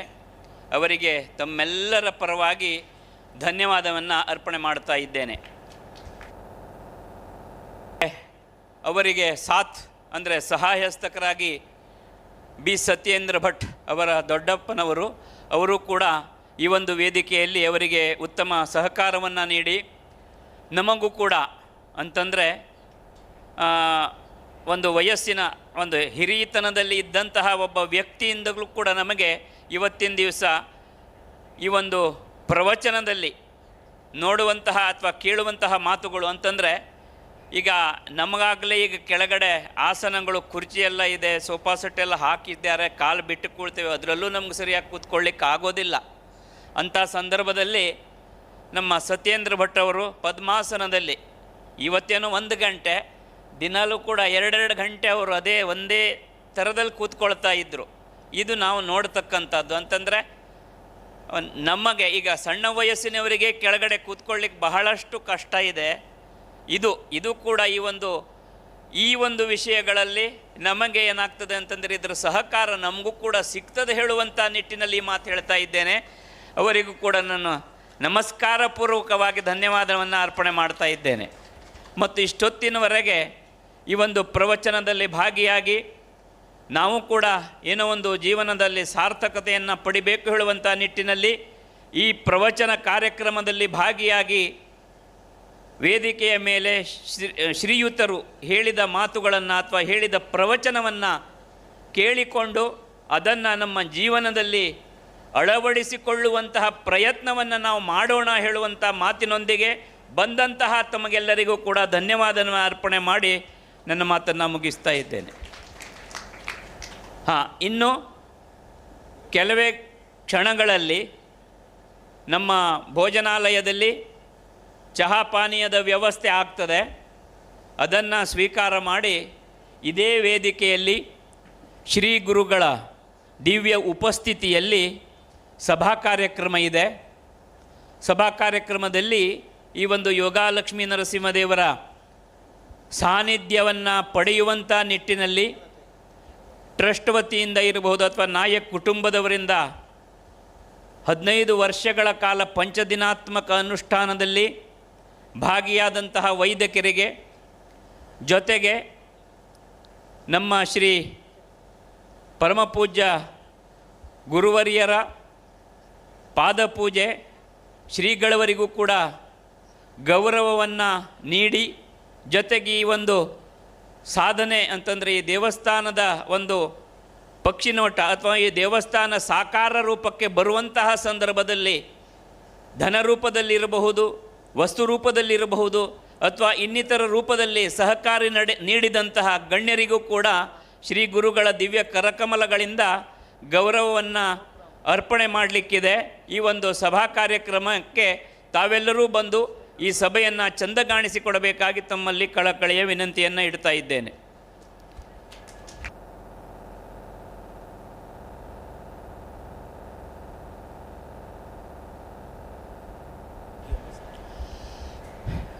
ಸಭಾ ಕಾರ್ಯಕ್ರಮಕ್ಕೆ ಬಹಳ ಲೇಟ್ ಆಗೋದಿಲ್ಲ, ಸಮಯಕ್ಕೆ ಸರಿಯಾಗಿ ನಮಗೆ ಗುರುಗಳ ನಿರ್ದೇಶ ಆಗಿದೆ 5 ಗಂಟೆಗೆ ಪ್ರಾರಂಭ ಮಾಡೋಣ ಅಂತ. ಹಾಗಾಗಿ ಆದಷ್ಟು ಬೇಗ ಚಹಾ ಪಾನೀಯವನ್ನು ಸ್ವೀಕಾರ ಮಾಡಿಕೊಂಡು ಬೇಗ ಬಂದು ಆಸೀನರಾಗಬೇಕಾಗಿ ತಮ್ಮಲ್ಲಿ ಕೇಳ್ಕೊಳ್ತೇನೆ.